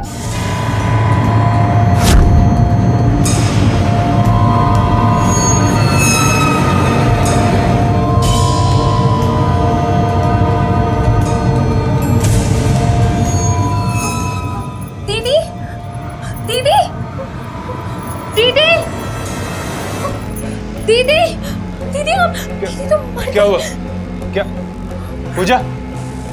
पूजा उठो। लेकिन वो मरी नहीं थी, सिर्फ बेहोश हुई थी। पर अच्छा हुआ कि वो मर गई, वरना भी कोई ना कोई रास्ता जरूर निकाल लेती उसे मारने का। क्यों किया ये सब? क्योंकि उसने मुझसे बदला लेने के लिए पलक की जान ली थी सर। पलक की हत्या तुम्हारी बहन पूजा ने की है। ये कैसी बातें कर रहे हैं बाबा आप? ये नहीं हो सकता, मेरी बहन पलक को नहीं मार सकती। उसने मुझे खुद बताया। क्या कसूर था उसका? और मेरी शादी है कैसे घर में करा दी? ये सब कुछ दीदी ने किया, सब कुछ दीदी की वजह से हुआ। फिर आप ही मुझे बताइए कि वो क्यों जिंदा है? किसे जीना चाहिए और किसे नहीं जीना चाहिए, इसका फैसला करने वाली तुम कौन होती हो? अपनी बहन पूजा और उसकी बेटी पलक, दोनों की मौत की जिम्मेदार सिर्फ तुम हो। तुम्हारी वजह से ये सब कुछ हुआ। मेरी वजह से हुआ? आप मुझे बताइए सर, क्या कसूर था जो मेरे साथ रेप हुआ? मेरे अपने भाई ने मुझे घर में वापस लेने से इनकार कर दिया। जिससे प्यार करती थी उसके पास गई तो उसने मेरे साथ जबरदस्ती करने की कोशिश की सर। ससुराल वालों ने मुझे घर में वापस लेने से इनकार कर दिया, मुझ पर दबाव डाला, जिसकी वजह से मैंने कंप्लेंट वापस ली। और उसके बाद भी वो मुझे घर में नहीं ले रहे थे सर। मैंने सोच लिया था सर, मैं अब चुप नहीं बैठूंगी, सबसे बदला लूंगी। इसलिए मैंने धीरे धीरे ड्रामा करना शुरू किया, अपने जीजा जी के साथ अफेयर किया और उस गोपाल को भी धमकाया मैंने। और वो बिजली की तार का फाटक था, मुझे कोई करंट नहीं लगा था सर। सबको बचाना चाहती थी, सबसे बदला लेना चाहती थी, और आप कह रहे कि अभी भी मैं गलत हूँ। एक गलती को सुधारने की बजाय तुमने सब कुछ बर्बाद कर दिया। मैं मानता हूं तुम्हारे ससुराल वाले गलत हैं, उनने तुम्हारे साथ गलत किया, लेकिन उसका उपाय यह नहीं था जो रास्ता तुमने चुना। भले ही तुम्हारी बहन ने अपनी बेटी पलक को मारा, लेकिन इस सब की जिम्मेदार सिर्फ तुम, क्योंकि तुमने उसके पति के साथ अवैध संबंध बनाए। अगर ये सब कुछ नहीं होता ना, तो आज पूजा और उसकी बेटी पलक दोनों जिंदा होते। कोमल की जिंदगी में जो कुछ भी हुआ उसके लिए वो अपनी बहन पूजा को दोषी मानती थी, और इसी वजह से उसने अपनी ही बहन का खून कर दिया है। कहते हैं कि आंख के बदले आंख एक दिन इस पूरी दुनिया को अंधा बना देगी। जुर्म कभी भी किसी मसले का हल नहीं हो सकता। कभी कभी हम सबकी जिंदगियों में तकलीफें आती हैं। कई बार हमारी जिंदगी में कुछ ऐसा हो जाता है जिसमें हमारी कोई गलती नहीं होती, लेकिन इसका मतलब ये नहीं है कि बदले की भावना में हम जुर्म का रास्ता अपना लें, क्योंकि गलत रास्ता हमें कभी भी सही मंजिल तक नहीं पहुंचा सकता।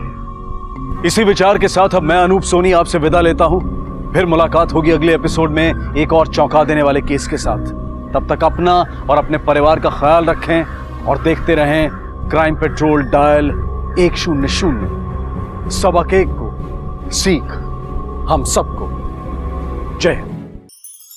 ऐसे और भी मजेदार वीडियो के लिए हमारे चैनल को लाइक, शेयर और सब्सक्राइब करें।